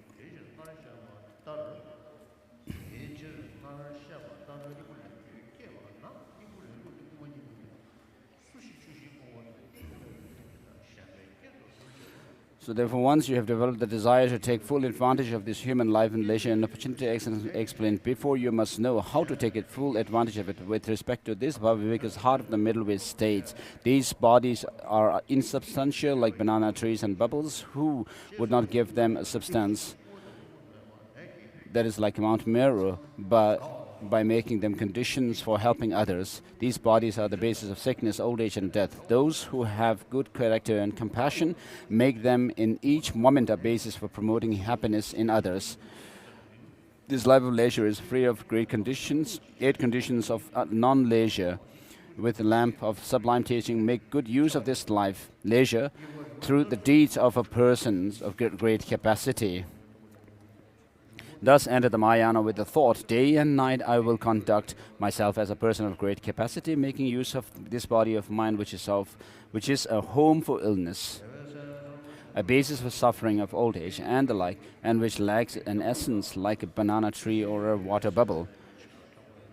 From the outset, there's the question, from the outset, one should guide students through the practice of a person of great capacity. What is the use of training in the paths which are shared with the persons of small and medium capacities? Reply, the training in the paths that are shared with these two is prerequisite for the development of the paths of a person of great capacity. I will explain how this is so. Why one guides students through such stages. Why one guides the students through such stages explained in terms of the actual reason and the purpose. The actual reason, the entrance of to the Mahayana is solely spirit of supreme enlightenment. So if you actually have the experience of bodhicitta, then you will purify much of your negative karmas.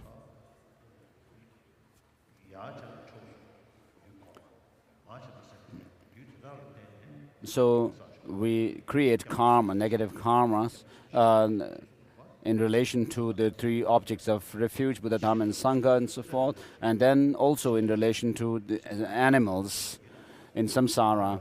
And so we can purify these negative karmas by cultivating bodhicitta. It has very powerful. It is very powerful means to purify them. So our actions of killing non-virtuous actions, the 10 non-virtuous actions of body, speech and mind are created in relation to others. So in relation to those who when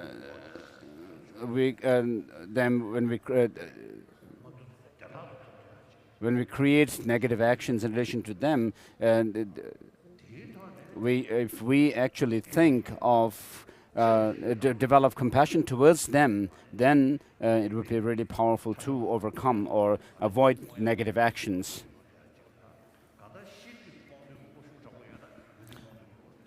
So if you actually see the disadvantage or the shortcoming of the obscuration to knowledge, then of course you will have naturally have the wish or the aspiration to overcome the delusions which leave these imprints of cognitive obscuration within our mind. So if you say, if I kill somebody, I will be creating negative action. It is just rather thinking about yourself alone. But when you say, if I harm others, if I kill somebody, it actually harms the other person, then you are actually orienting your mind towards compassion towards that. And so therefore, bodhicitta has great potential to purify negativities.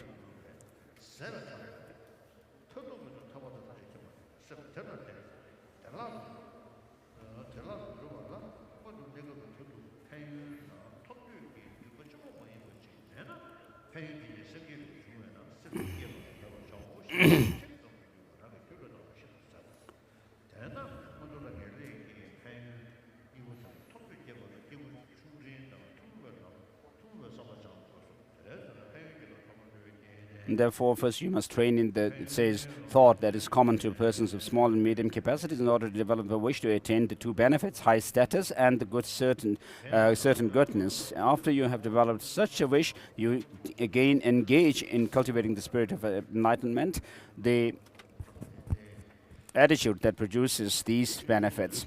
As you do this, you must develop the great compassion and love that are foundation to this attitude. In other words, when you contemplate how you wander through cyclic existence, bereft of happiness and tormented by suffering, your body hairs should stand on end.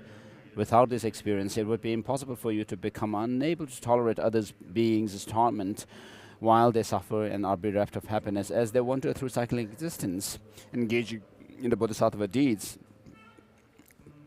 Says, these beings have yet to dream of such an attitude toward even their own welfare. How then could they produce it for others' welfare? So therefore, the training and the thought of common to persons of small and medium capacity are methods for producing an uncontrived spirit, and it is not separate from the path along which your teacher leads to. Accordingly, you work at many ways to purifying yourself of non-virtue and accumulating virtue in using the practices of developing both attitude that is shared with persons of small capacity and attitude that is shared with persons of medium capacity. These are the practices such as going for refuge, thinking about karma and its effects. Understand that these two help you to develop the spirit of enlightenment because they correspond to either the 7 branches of worship or the practice of refuge, which are methods of training that are prerequisite for the spirit of enlightenment in the context of the practices for the persons of great capacity. At this point, the Guru thoroughly expounds the ways in which the trainings of the persons of small and medium capacities serve as components for the development of the spirit of unsurpassed enlightenment. Moreover, you, the student, reach certain knowledge of this, then whenever you sustain a meditation, it is extremely important for you to keep this understanding in mind and train in these teachings as components for your development of the spirit of enlightenment. Otherwise, the path of the persons of great capacity and the paths of the persons of small and medium capacities would be separate and unrelated. And since you do not attain any certain knowledge of the spirit of enlightenment until you reach the actual path of the person of great capacity, your lack of training in these topics as components of your development of the spirit of enlightenment would either prevent you from developing that spirit, or while you lack this training, cause you to deviate from your great purpose of developing that spirit. Therefore, pay close attention to this spirit. In this way, train in the path of persons with small and medium capacities, and train well in this, in what is explained in the context of the person with great capacity. Then, to the best of your ability, develop an uncontrived spirit of enlightenment or in your mind stream. Next, in order to stabilize this spirit, make a special practice of refuge, and then perform the rite of the aspirational spirit of enlightenment. After you have adopted this aspirational spirit, through the rite, you learn the bodhisattva deeds, such as the 6 perfections and the 4 ways of gathering disciples. Once this yearning arises from the depths of your heart, decisively take up the pure vow of the engaged spirit of enlightenment. Then, at the risk of your life, avoid being polluted by the rude infractions.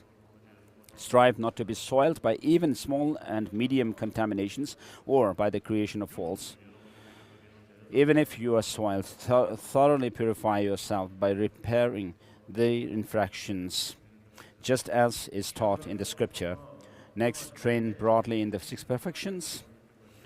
In particular, train well in meditative stabilization, the heart of meditative serenity, in order to make your mind capable of being set on the virtuous object of meditation according to your wish. So we have the practice of Guru Yoga, where we visualize the Guru and the merit field, and then make offerings to them.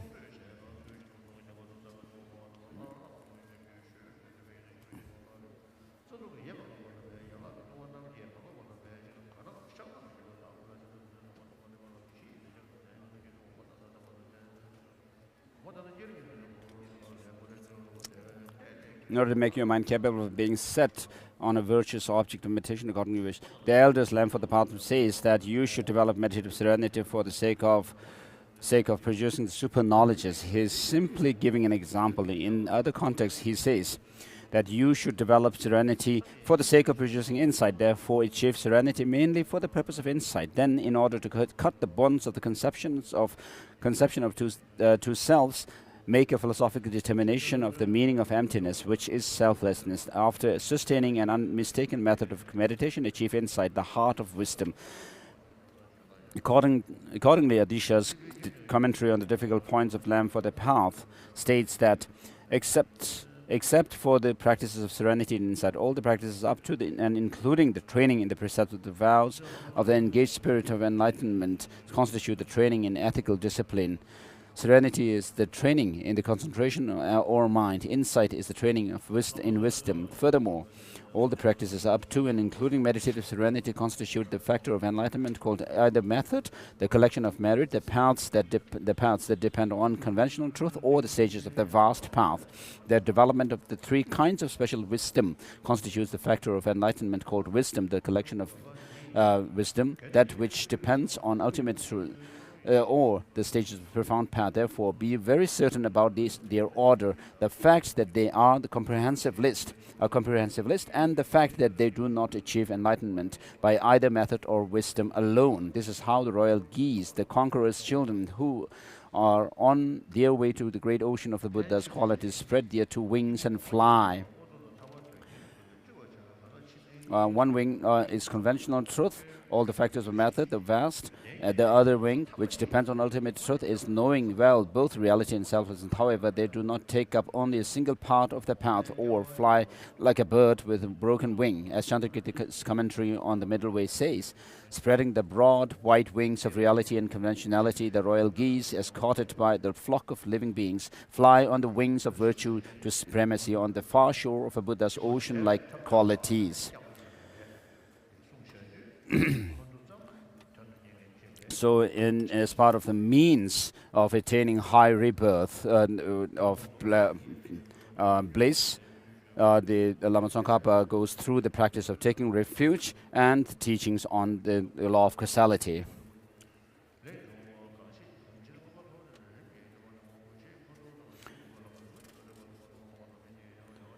The training includes instructions on either the yogas with signs,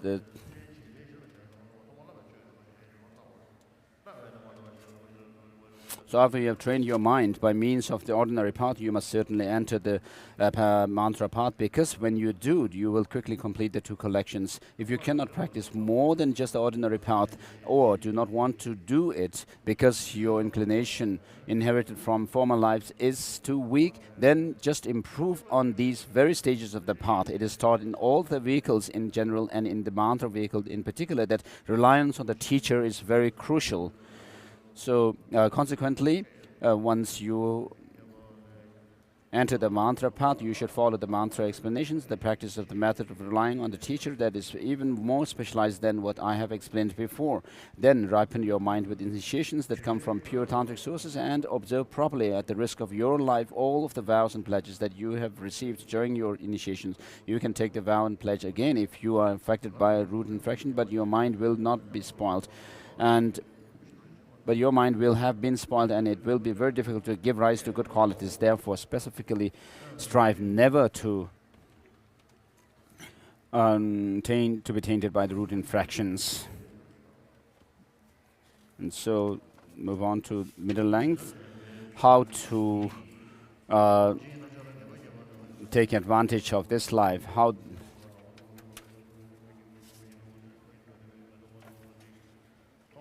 to take the essence.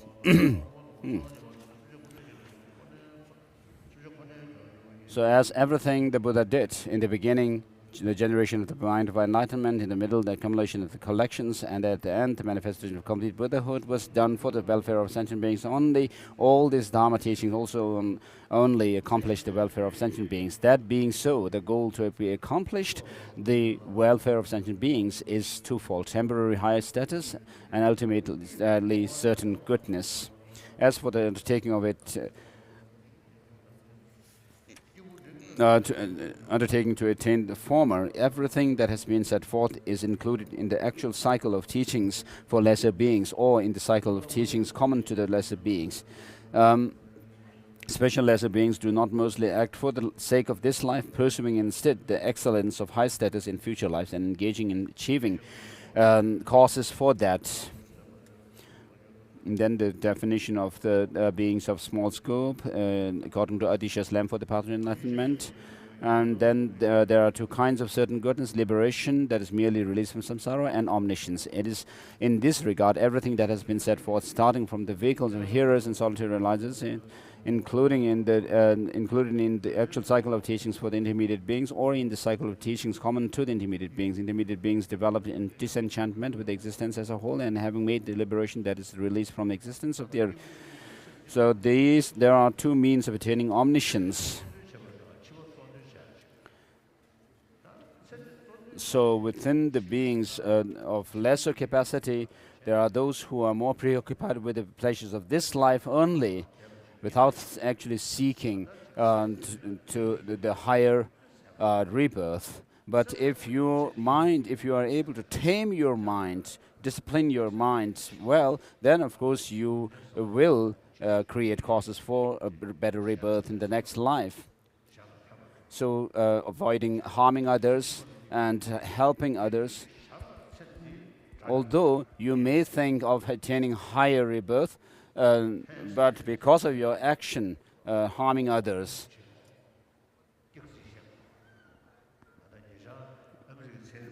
you'll be creating not create causes for higher rebirth as such. So those who tell lie, according to one article written by a scientist, American scientist, says that those who lie all the time have a greater level of stress because they are not transparent. And so if you are transparent and don't lie, so then you will be transparent. So he's not talking about next life or talking about creating negative karma as such, but what actually happens to the person when they lie. And so, to attain higher rebirths in Buddhism, the teaching on the law of causality is given.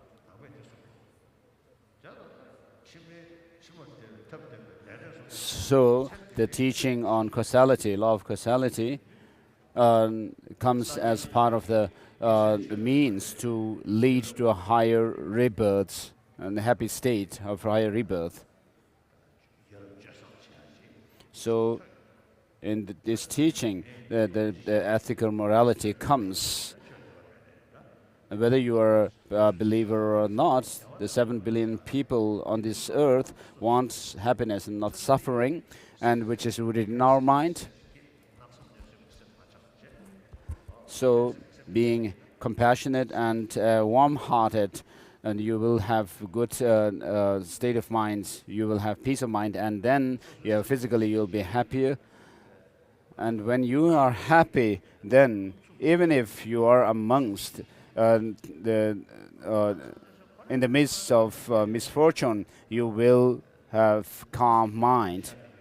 Whereas if you always think of harming others with covetousness and malicious thought, then you will not actually be happy. And so that in turn harms your health. So money alone cannot bring you happiness, because it creates, with money you have greed, and then that in turn gives rise to jealousy and competitive feeling, and then frustration, anger, and so forth. So money alone will not help to bring about happiness, because you actually make enemies with others through these.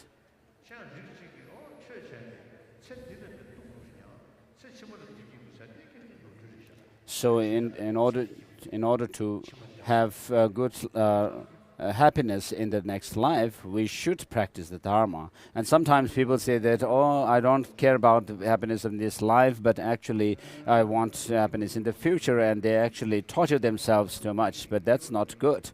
And you should, of course, engage in Dharma practice and to help yourself in this life as well as in the future.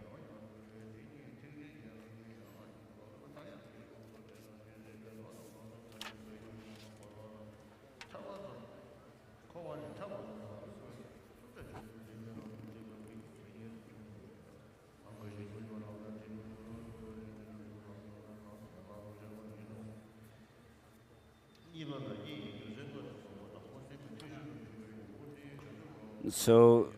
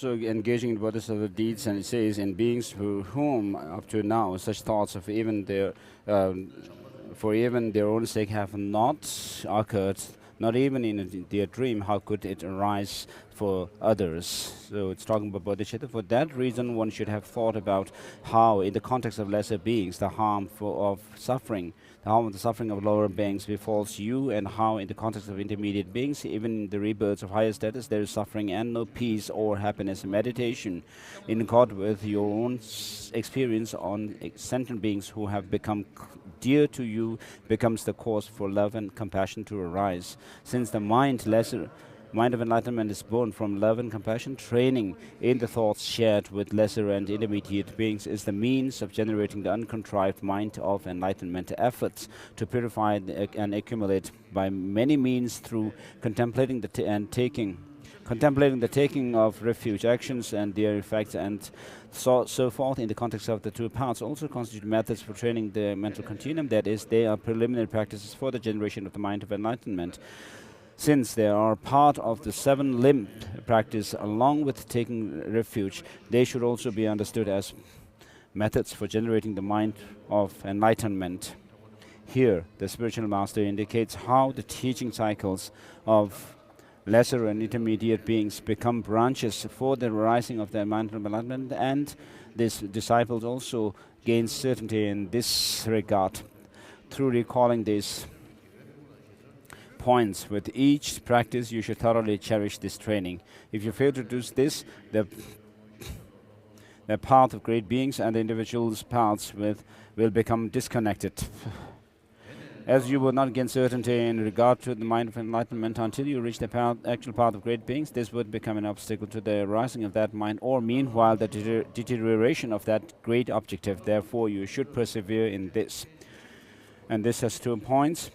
And having trained in the in this manner, you should make the uncontrived mind of enlightenment and contrived mind of enlightenment arise in your continuum as much as possible. Then, in order to make it stable, first there is the uncommon way of taking refuge, and then the performing of ritual of the aspiring mind of enlightenment. Having taken the aspiring of enlightenment by means of the ritual, practice its trainings. Then time and again develop the will to train in the conduct, the 6 perfections, the 4 ways of gathering disciples, and so forth.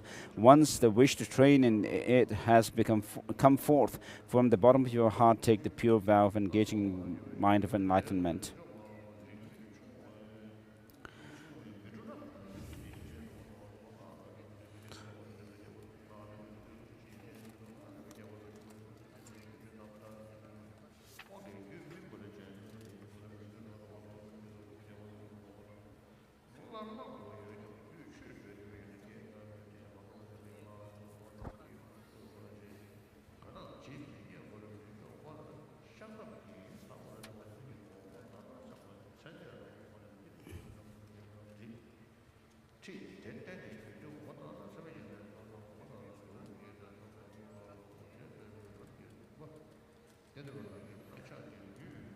As for the engagement of the mantra, since proper reliance on spiritual teachers is generally given great emphasis in all the vehicles, and particularly in mantra, you should make it even more preeminent in this context than before.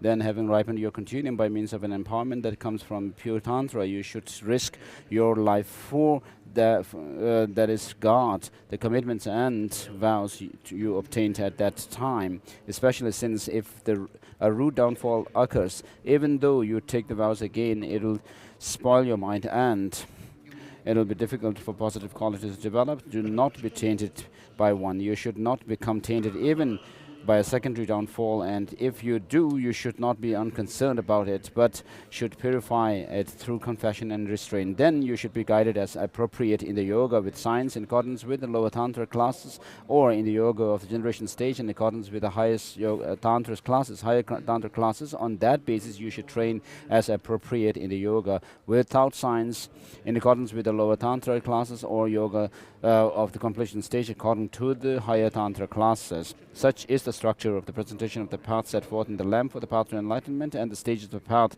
also guides students in the same way. The purpose, this has 2 points. The actual purpose, the sources. The actual purpose has 2 points. Question, sir. And question, if the teaching cycles of lesser and intermediate beings are the preparatory practice of great beings, it should indeed be all right to consider them the stages of the path to great beings. So what is the use of the phrase, the stages of the path, in common to lesser and intermediate beings? There are two great purposes. Answer, there are two great purposes of classifying and guiding the three types of beings. One, in this way, the conceit of claiming oneself to be a great being, while the mental attitude common to lesser and intermediate beings have not even arisen, is overcome. And number two, all three, the highest, intermediate, and the least mental attitudes, have great benefits. The way in which these two purposes are great is that since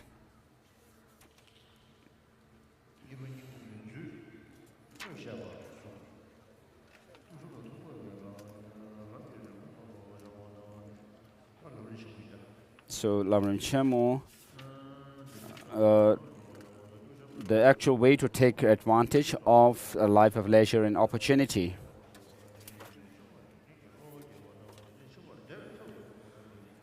The actual way to take full advantage of the life of leisure and opportunity is presented in three sections. Page 144, training the mind in the stages of the path shared with persons of small capacity, training the mind in the stages of the path shared with persons of medium capacity, and the training the mind in stages of the path for persons of great capacity.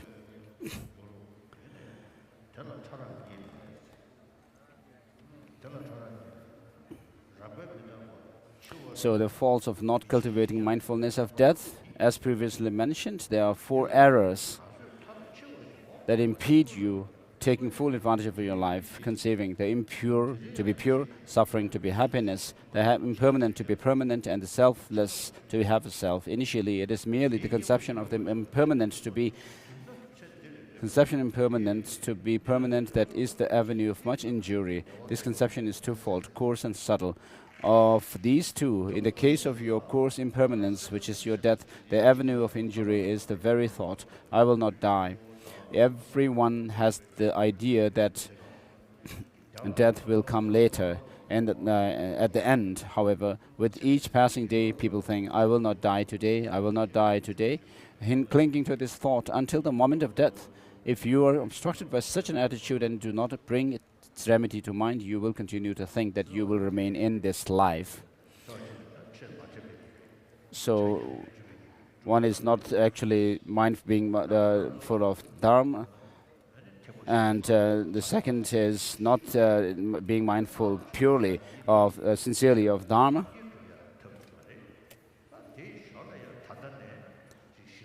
And so our purpose and goal is to reach enlightenment, Buddhahood, and as a means to that, we have to engage in helping others, serving others. But what we actually do is as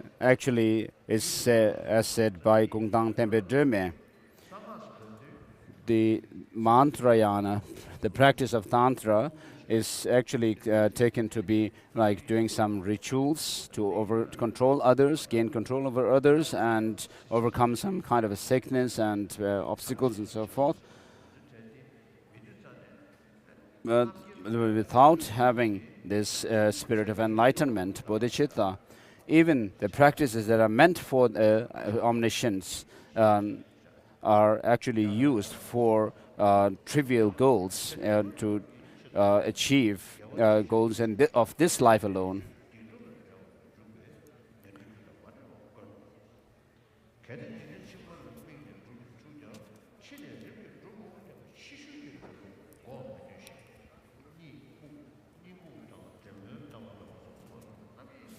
So then, as long as you have this attitude, you will continue to think only of how to achieve happiness and evade suffering in this life alone, thinking, I need this and that. You will not engage in religious practice because you do not think about things of great importance, such as future life, liberation and omniscience. Although you may perchance engage in steady reflection and meditation and so forth, it will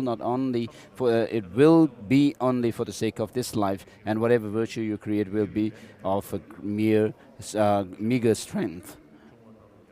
Moreover, since your practice will be involved with wrongdoing, sins, and infractions, it would be rare for these virtuous activities not to be mixed with causes of miserable rebirths. Even if you try to engage in practices directed towards future lives, you will not be able to prevent the laziness of procrastination, thinking, I will do it eventually. By passing time in distractions such as sleep, lethargy, senseless talk, and eating and drinking, you will not attain proper achievement, which comes through great effort. And so because of this clinging to the permanence of life, so what process could be worse than that? It says in the 400 stanzas, what could be more dangerous than to sleep as though at ease while subject to the Lord of Death, ruler of the three worlds, himself without a master. So whereas things are filthy, we see them as attractive, and then because of that, and also because of the attachment to the permanence of things, we also hold on to things having some permanence, and also have these other distorted views of seeing selfhood in where there is no self. So if you think about the certainty and inevitability of death, the time, uncertain time of death, and that Dharma is the only way to help yourself at the time of death. You will be actually engaging in the Dharma practices very sincerely and earnestly. Without that, you will not. Engaging in the Bodhisattva deeds also says, I will have to depart, leaving everything. But not knowing this, I committed various sins for the sake of friends and foes. So next is the benefit of cultivating mindfulness of death.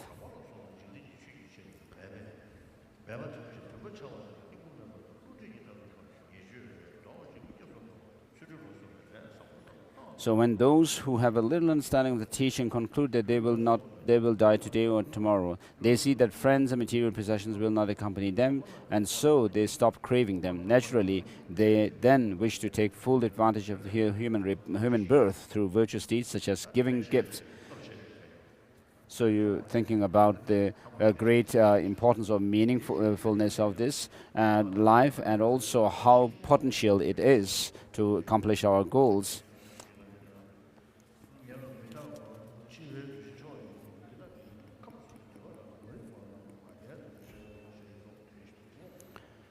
Naturally, they will giving gifts. Just so, if you create an authentic mindfulness of death, you will see that all toiling for worldly things, such as goods, respect, and fame, is as fruitless as winnowing chaff, and is a source of deception. Then you will turn away from wrongdoing. With constant and respectful effort, you will accumulate good karma by doing such virtuous deeds as going for refuge and maintaining ethical discipline. You will thereby bring lasting significance to things like the body that would not have had such significance. You will ascend to a sublime state and will lead others there as well. What could be more meaningful? For this reason, the scriptures use many examples to praise the mindfulness of death. There are quotations from the great final Nirvana Sutra, and it says, among all reapings, the autumn harvest is supreme. Among all tracks, the track of elephants is supreme. Among all ideas, the idea of impermanence and death is supreme, because with it you eliminate all the attachment, ignorance, and pride of the three rams. Similarly, it is praised for being the hammer that instantly destroys all the frictions and wrongdoing, for being the gateway into the instantaneous achievement of all virtue and goodness, and so on. The collection of the indicative verses says, understanding that the body is like a clay vessel,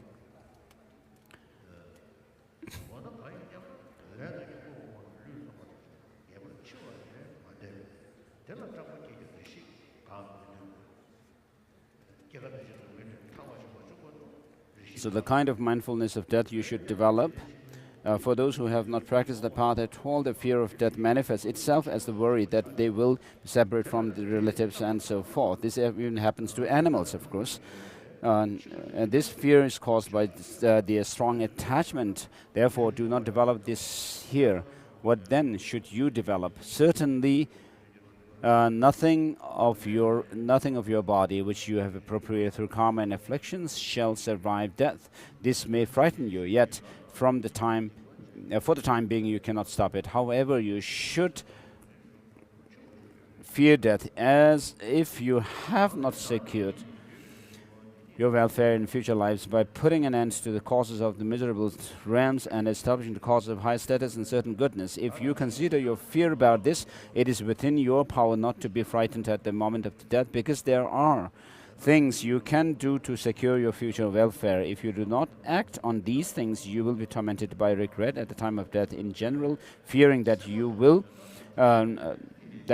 not be liberated from cyclic existence, and in particular fearing that you will fall into the miserable realms. And next is how to cultivate mindfulness of death. Cultivate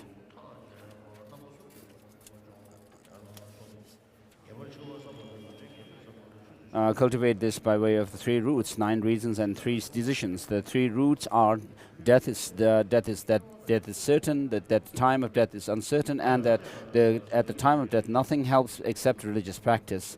So the contemplation of death is certain.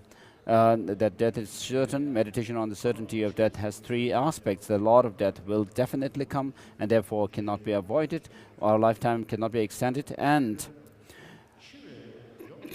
constantly diminishes. And while you are alive, there is little time for religious practice, and the contemplation that the Lord of death will definitely come and therefore cannot be avoided, no matter what kind of body you assume at birth. Death comes. The collection of indicative verses says, if all the Buddhas and the Apateka Buddhist Shravakas disciples left their bodies, what can be said about ordinary beings? No matter where you stay, death comes. The same text says, somewhere to live that is unharmed by death, such a place does not exist. It does not exist in space, nor in the sea, nor if you stay in the midst of mountains. Death's destruction of living beings is no different at any point in the past or future. The same text says, the wise know that all who have come and will come perish, leave this body, and go to the next life. Therefore, be sure to engage in pure behavior by abiding in the teaching. You do not escape by fleeing from death, nor can you turn death away by such things as mantras. The advice to the King Sutra says, for example, it says Kamapa. There's a quotation from this sutra, and then next it says Kamapa says. Kamapa was a Kadamba master. So we have to think about the impermanence of death, about death over and over again. These days when people have some cancer, they even avoid mentioning the name cancer. And so death is something they don't want to talk about. So death will come inevitably. So for someone who actually tries to, cannot bear even the name death, when death comes, it will give lots of problem. But instead, if you think about death, inevitability of death, and these reasons that are given here, you should think that it's something natural that will come to you because of having taken birth. So you'll feel that it's quite logical that you will die because you have taken birth. And then you also should think of the uncertain time of death. And then when death comes, you should try to use your understanding and your meditation on meditation of taking the 3 states of birth, death, intermediate state, and rebirth into the path, with which you have familiarized your mind with while you're alive. And so when death comes, you should not feel anxious. And the best is to actually take this state of death into the path. But even if you may not be able to do that, you should still feel when death comes that it is something that you are very familiar. A friendly friend has come, something like that kind of attitude should develop in you. So Karmapa says, now we should be frightened by death. At the time of death, we should be fearless, but we are the opposite. We are not afraid now, and at the moment of death, we dig our fingernails into our chest. So the next contemplation that our lifetime cannot be extended and constantly diminish. The descent in the Womb Sutra. Entering the Womb Sutra says, currently, if we protect our bodies well in order to live comfortably, we will live at longest 100 years or a little more. Thus, the maximum is no more than this. Even though it may be possible to live long, the time until death passes very quickly. A year is consumed with the passage of months, months with the passage of days, days with the passage of day and night, also with such periods of time as morning, etc. Thus, few of us reach the expected lifespan of 100. So there is no addition. We cannot add number of years to our lifespan, but there is constant factors. There are constant factors which actually diminish our lifespan. So some animals like tortoise live few hundreds of years because of their body composition, but for us humans, we know that we cannot live very long, over 100 years. So since we came into exile, we Tibetans came into exile, it's 50 plus years have passed by. And those who came into exile as refugees in the beginning in India, now they have their children and grandchildren. So past seems to have gone, but then the future seems very long, far away from us. But that's not the case. So as said here, years pass by, are consumed by passage of months, and months by days, days by night, day, night, and so forth. So what is the use of actually worrying about death? Because it will come.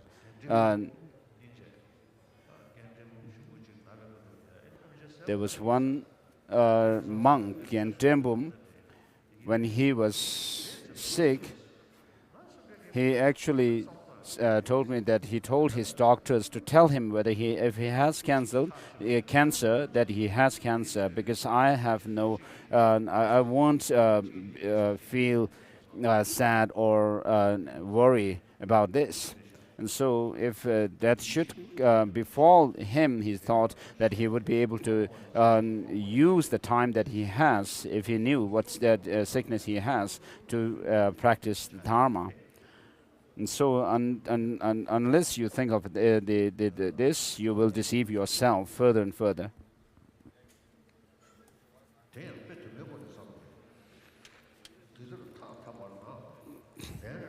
So contemplate this with many examples. When weaving cloth, weavers use no more than one piece of thread on each pass, yet they quickly finish weaving the cloth. When animals such as sheep are led to slaughter, they move closer to death with every step they take. The water carried by the current of a strong river or water in the waterfall or on a steep mountain quickly disappears. Just as in these examples, your life is quickly spent and gone. Just as when herdsmen pick up their sticks, their livestock helplessly follow them home, so sickness and aging leads you helplessly into the presence of the Lord of Death. In this way, meditate on the certainty of death from many perspectives. And then there's quotation from the collection of indicative verses. For example, just as when weaving a cloth, you reach the end by weaving individual courses, so too is human life. For example, just as those who are to be killed come closer to the killing place with every step they take, so too is human life. And then Lalita extensive sport sutra says, also speaks of impermanence with many examples. The three worlds are impermanent like an autumn cloud. The birth and death of beings is like watching a dance. The passage of life is like lightning in the sky. It moves quickly like a waterfall. Thus, one's inward reflection yields some sense of certainty about impermanence. Contemplate it by applying your understanding of it to many things. For it is said that everything around us teaches impermanence. So it's a matter of how you actually perceive things, your own reaction and your outlook on things. So all these things that are impermanent, that actually show how things are illusory, how things are impermanent, deceptive, and so forth. Otherwise, if you are not able to take these as lessons for your spiritual practice, then they will actually provoke disturbed state of mind. So after you have reflected again and again, you reach certain knowledge. It is not helpful to do just a little reflection and then say nothing happened. As Karmapa said, you say that nothing happened when you thought about it, but when did you reflect? If it was during the day, you were constantly distracted, and at night you slept. Do not lie. At the end of this life, the Lord of Death will destroy you, and you will pass into the next world. Until then, there will never be time when your lifespan does not diminish, whether you are going somewhere, walking around, or lying down. Thus, starting from the moment that you enter the womb, you do not remain even for an instant, but go headlong towards next lifetime. Therefore, even your intervening life is exclusively consumed in a procession toward death, led by the messenger's sickness and aging. Consequently, do not rejoice in the thought that while you are living, you are stationary and not moving toward next lifetime. For example, when falling from the top of a high cliff, the time of falling to earth through space is not enjoyable, as cited in by Chandrakirti in his commentary on the 400 stanzas. Hero of humans, beginning from the first night of entering a womb in this world, one proceeds daily without delay into the presence of the Lord of Death. And in the story for stopping the four errors, it says, this verse, these passages indicate that it is certain that your death will come quickly. And then contemplation of the certainty of death, such that even while you are alive, there is little time for religious practice. Next point.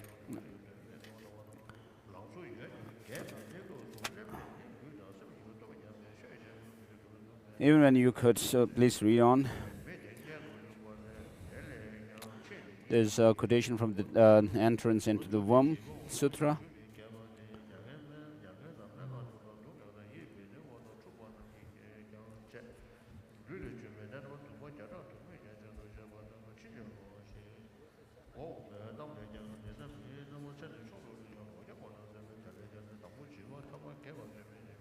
And the story for stopping the four errors says, in this time of 100-year lifespan, even the longest of human lives is finished in only 100 years. Of that, the beginning and end are made useless by youth and old age. Things like sleep, sickness, and sickness destroy all hope for practice, leaving no time for it. How much remains to the lifespan of a being born among humans who live in happiness? Furthermore, Chegawa said that if you subtract from 60 years the time you lose to food and clothing, sleep, sickness, not more than 5 years are left to devote to the teachings. This being the case, the wonders of this life will be mere memories at the time of death, like waking up and remembering the pleasurable experiences in a single dream. Think, if the enemy, death, is surely approaching and cannot be stopped, why should I delight in the delusions of this life? Then decide that you must practice the teaching and make many heartfelt pledges to do so. And the garland of birth stories, the Jatakamala says, alas, afflicted and worldly persons, I do not like the unstable things and so forth. And then next is, so you should reflect in this way. And next is contemplation that time of death is uncertain. It is certain that death will come some time between today and 100 years from now. It is uncertain on which day within that period death will come. Therefore, for instance, you cannot determine whether or not you will die today. However, you must assume that you will die and should think, I will die today. For if you assume that you will not die and think, I will not die today, or I will probably will not die today, you will continually make preparations to stay in this life and will not prepare for your life, next life. Meanwhile, you will be seized by the Lord of Death. You will then die in sorrow.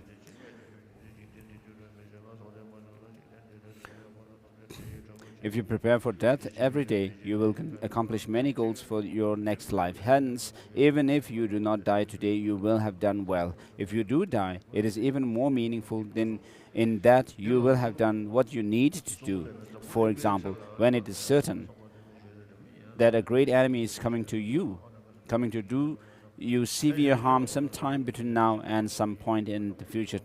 Some point in the future, but you do not know on which day the enemy will come. You must be cautious every day. It is like that. If you think every day I will die, or at least I will probably die today, or at least I will probably die today, you will act for the benefit of whatever next life you will go to, and you will not make preparations to remain in this life. If you do not have this thought, you will see yourself as staying in this life, and you will make provisions for this life rather than act for the benefit of your next life.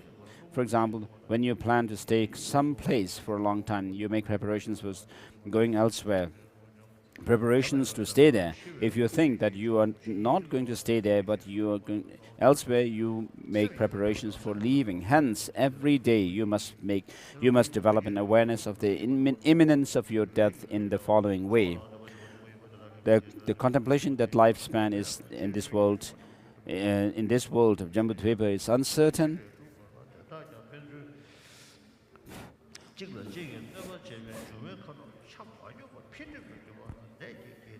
And then the contemplation that the causes of death are very many and the causes of life few.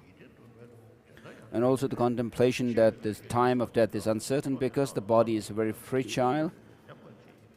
And the contemplation that at the time of death nothing helps except religious practice.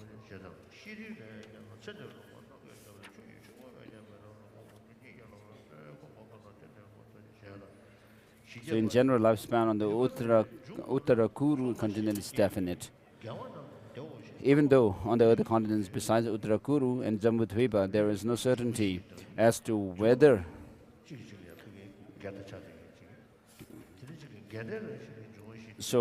our body is made up of 4 elements which are actually which oppose each other, a conflict with each other.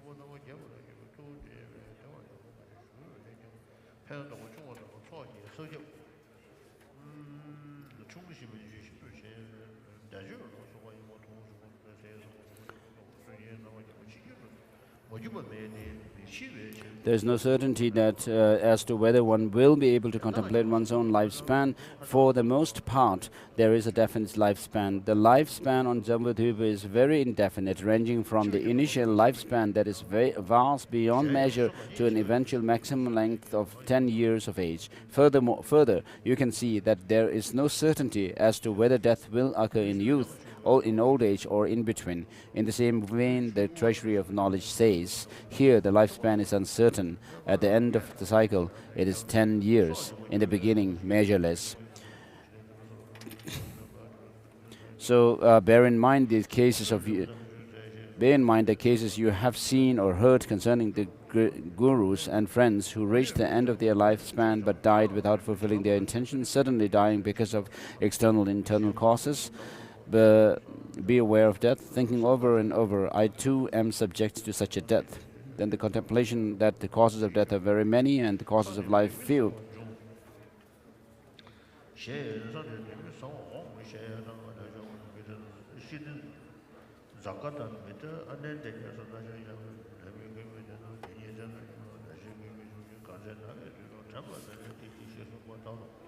So the contemplation of that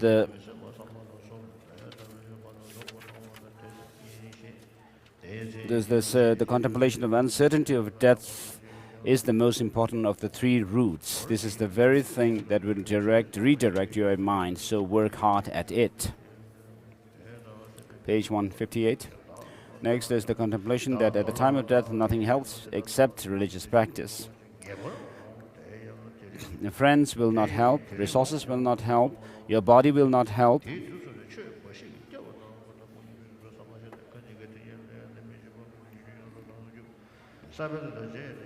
So consequently think, it will certainly come to pass that all the wonders of this world will leave me behind. I will leave them behind as well and go to some other world. In fact, this will happen today. Contemplate how, at the time of death, only religious practice will serve as a refuge, a protection, a defense.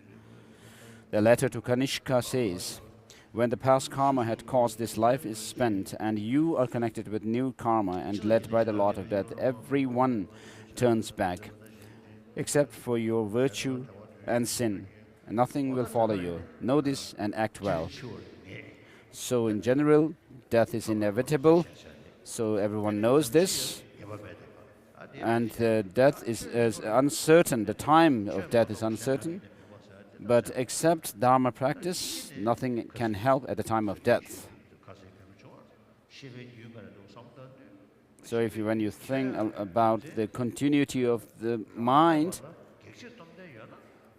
so of course, if there is some opposing force which actually seizes the continuity of the mind, puts an end to the continuity of mind, then of course it will not continue. If there is a very powerful opposing factor which actually can do that, then the mind will not continue. It's like actually making a seed of a grain, making it impotent by inefficacious caches by burning it. But because mind continues,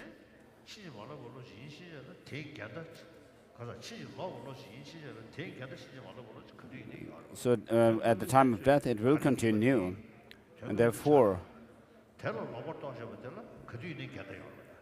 when we have distorted state of mind, there's always an antidote that counters it.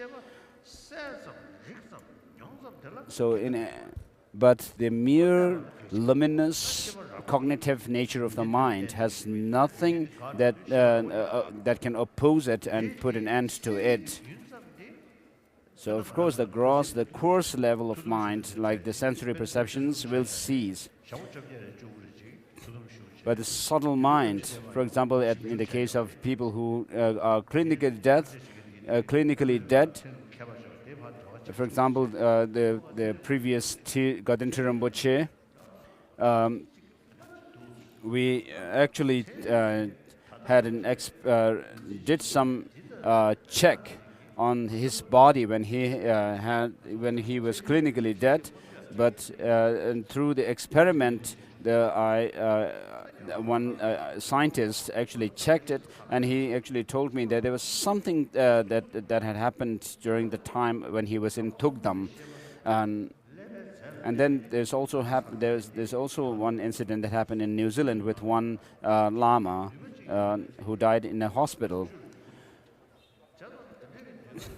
And so, even after brain death, there is some phenomena that is not explained by science yet.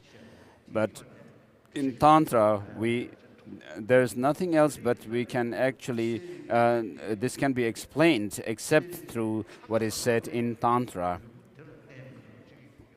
So when it comes to the subtle, clear light or luminous cognitive mind, then we actually have to think about that subtle mind that continues. And then we have people who remember their past lives. And past and future lives cannot be explained except on the basis of consciousness, continuity of consciousness.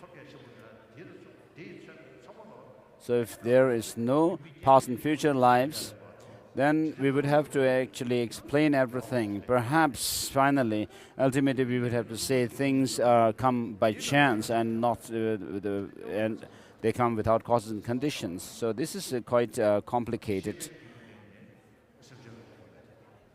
And so, on the basis of the continuity of the mind, we can say there's no beginning of sentient beings. There's no beginning to the mind and sentient beings. So this body we have now, which is related to this life, and our relatives, our possessions are related to this life. And so these things that are related to this body, all these resources that we have, the excellent resources, cannot be of help to us at the time of death. What can actually help us at the time of death is influence us are the bad and the good karmas that follow us. So at the time of death,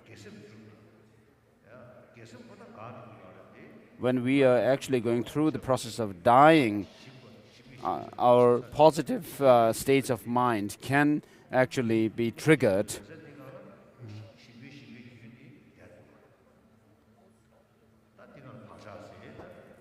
And then we leave imprints on this mind, the innate, luminous mind. And so this can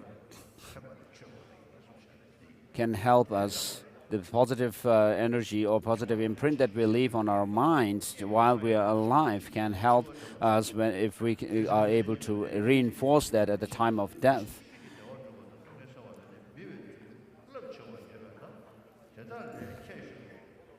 So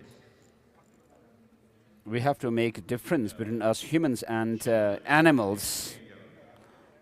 So it said, if instead you seek only to find happiness and avoid suffering up until your death, then you are going to need a course of conduct which surpasses animals' behaviors, since animals are better than humans at temporary happiness. Otherwise, even though you have obtained a life in a happy realm, it will be just as though you had not. And Padova says, for me, appearance and exclusion refers to my own meditation on impermanence.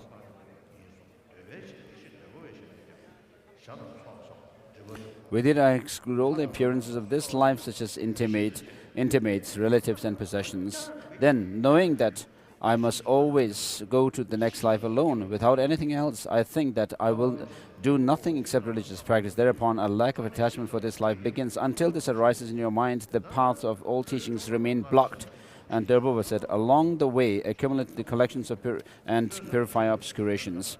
Make supplications to the deity and the gurus, contemplate earnestly and with perseverance. If you do this, though you may think that knowledge will not arise in even 100 years, it will arise anyway, because nothing composite remains as it is.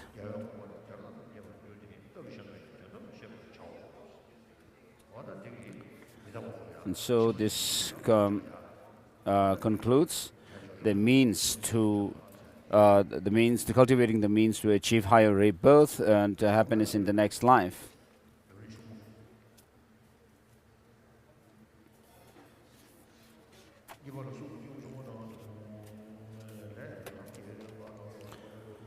The stage of the path common to lesser beings.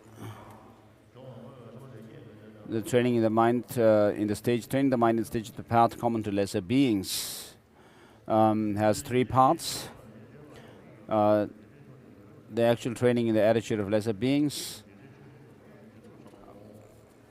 within which there is a developing mental attitude of interest in future worlds, and death of impermanence, explanation of how to be mindful of death, that one will not stay in this world for long, being mindful of death, contemplating that one will not stay in this world for long. This has four parts: the disadvantage of not cultivating mindfulness of death, the advantage of cultivating the mindfulness of death, what kind of mind that is mindful of death is generated.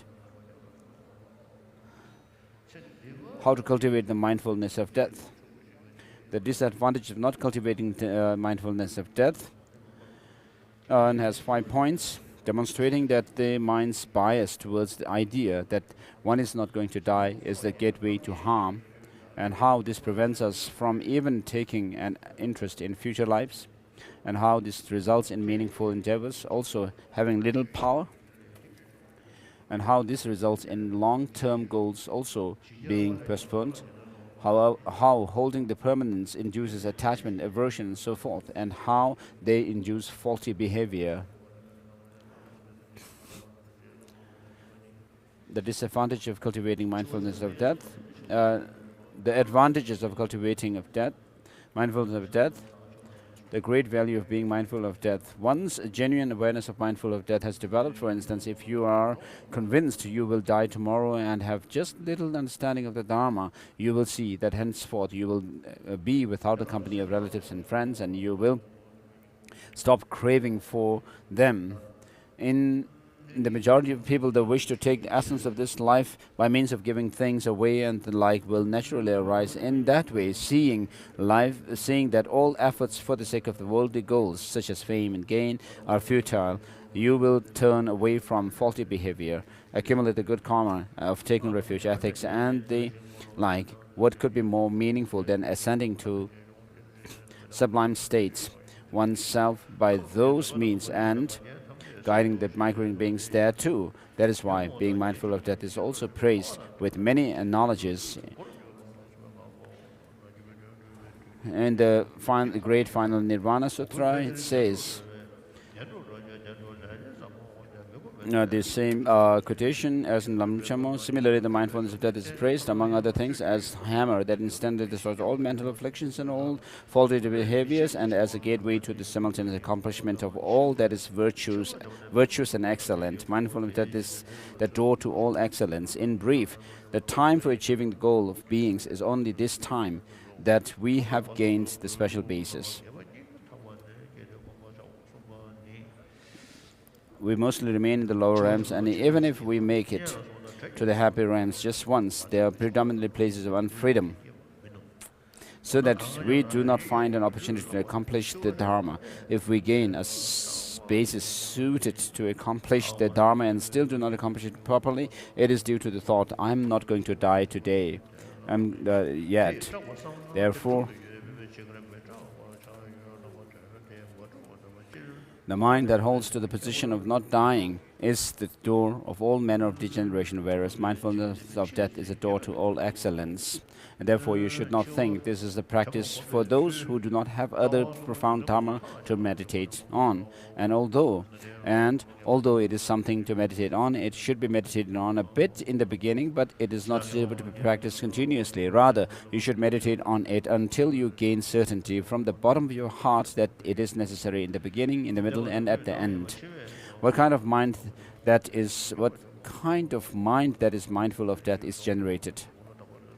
The fear born from worries by separation from relatives and the like is the kind of fear of death, of those who are not trained in the path. So here, this is not what is to be generated. Well then, what kind of fear is to be generated? All bodies taken under the power of karma, and mental afflictions do not pass beyond death. Which is why, even though this may give rise to fear, death cannot be prevented for the time being. However, without putting a stop to the causes of the lower realms, and without accomplishing the causes of higher status and certain goodness, you will fear death. In this regard, if you think about the resulting fear, these two can be accomplished, whereby you will not be afraid when on the verge of dying. If you do not achieve that objective, for fear of not being liberated from the cyclic existence in general, and the falling into the lower realms in particular, you will be tormented by remorse at the time of death. How to cultivate mindfulness of death? You should meditate on it this way. You should meditate on this by way of the three routes the 3 root thoughts, the 9 reasons, and the 3 decisions. So the 3 roots, it is that death is certain. The Lord of Death will certainly come, and there is there are no conditions for warding it off, and that your lifespan cannot be increased and diminishes incessantly, and you die without having had time to practice the Dharma while alive. And the second root is that it is uncertain, that this life is uncertain. It is uncertain when we will die. And then the contemplation that there is no certainty with regard to the lifespan of Jivan people, which is why the time of death is uncertain, and the contemplation that there are many conditions that lead to death and few conditions that promote life, and that the contemplation that the body is extremely vulnerable and the time of death is therefore uncertain.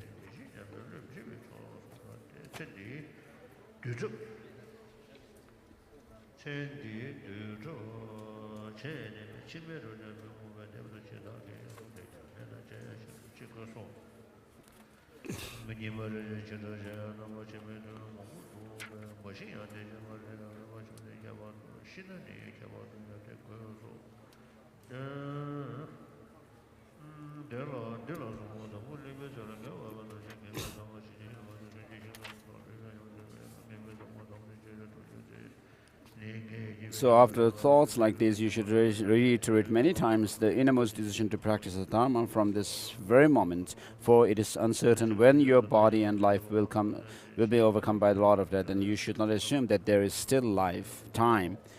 As Sri Jagadamitra said, Earth Lord, as long as this borrowed body abides in pleasure, not ill, not decayed, not in that time a frame take its essence, fearless of illness, death and decay. In times of illness, old age and decay, you may be concerned, but what is the use? Among the 3 root thoughts, the thought about the uncertainty of the time of death is the most important one, which is why you should put effort into it.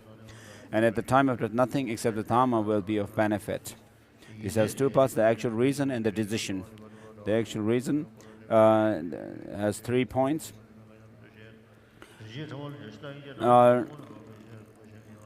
Thus, when you see that you have to go to another world, even if at the time you are surrounded by loving and very distressed friends or relatives, you cannot take even one of them along.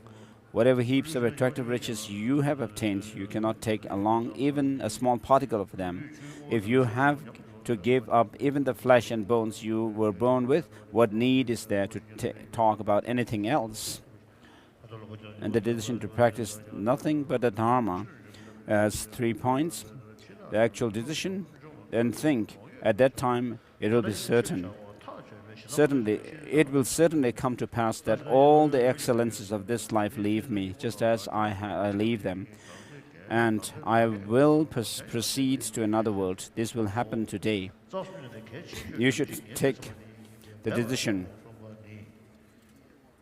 many times to practice the Dharma without submitting to conditions of the body, friends, possessions, and so forth. The need to try hard, since it is the foundation of the path. Although this arises only with difficulty, you should try hard, since it is the foundation of the path. In the words of Bodhawa, by elimination of appearances consists in this. My elimination of appearances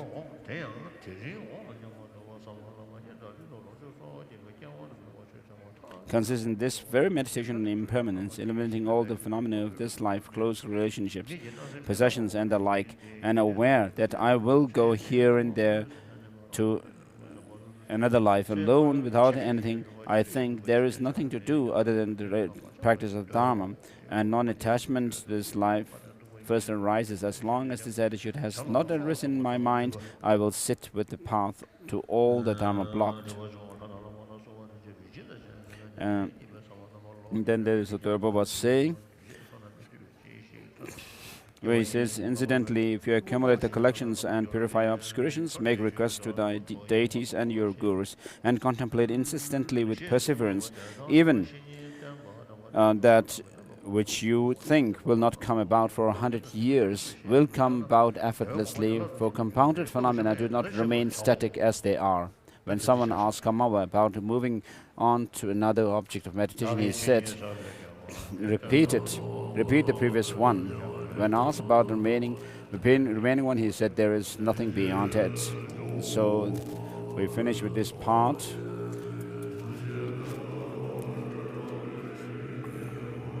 In this way, you will also understand it in other contexts.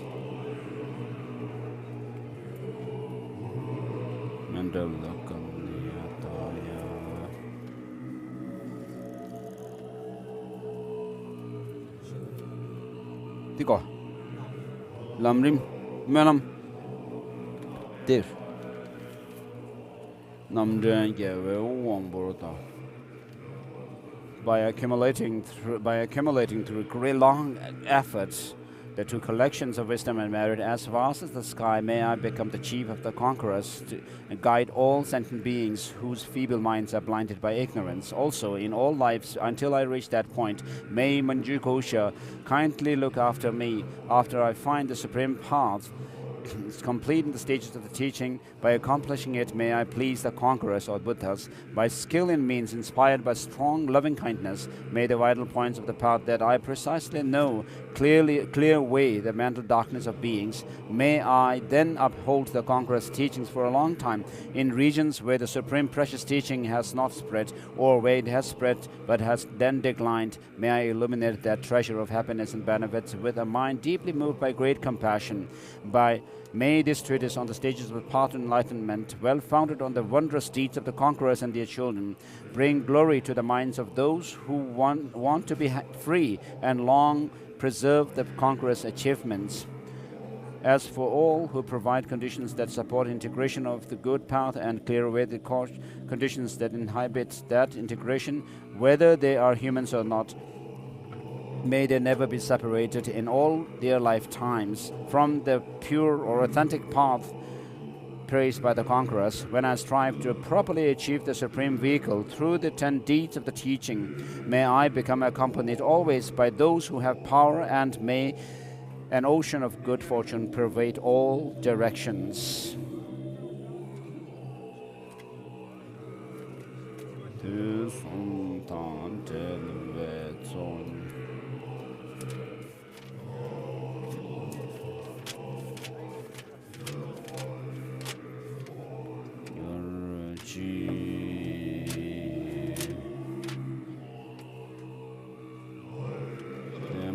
La kuwe nao cho su chen su sam chur ngembe chu pa cho sum tembe zene chu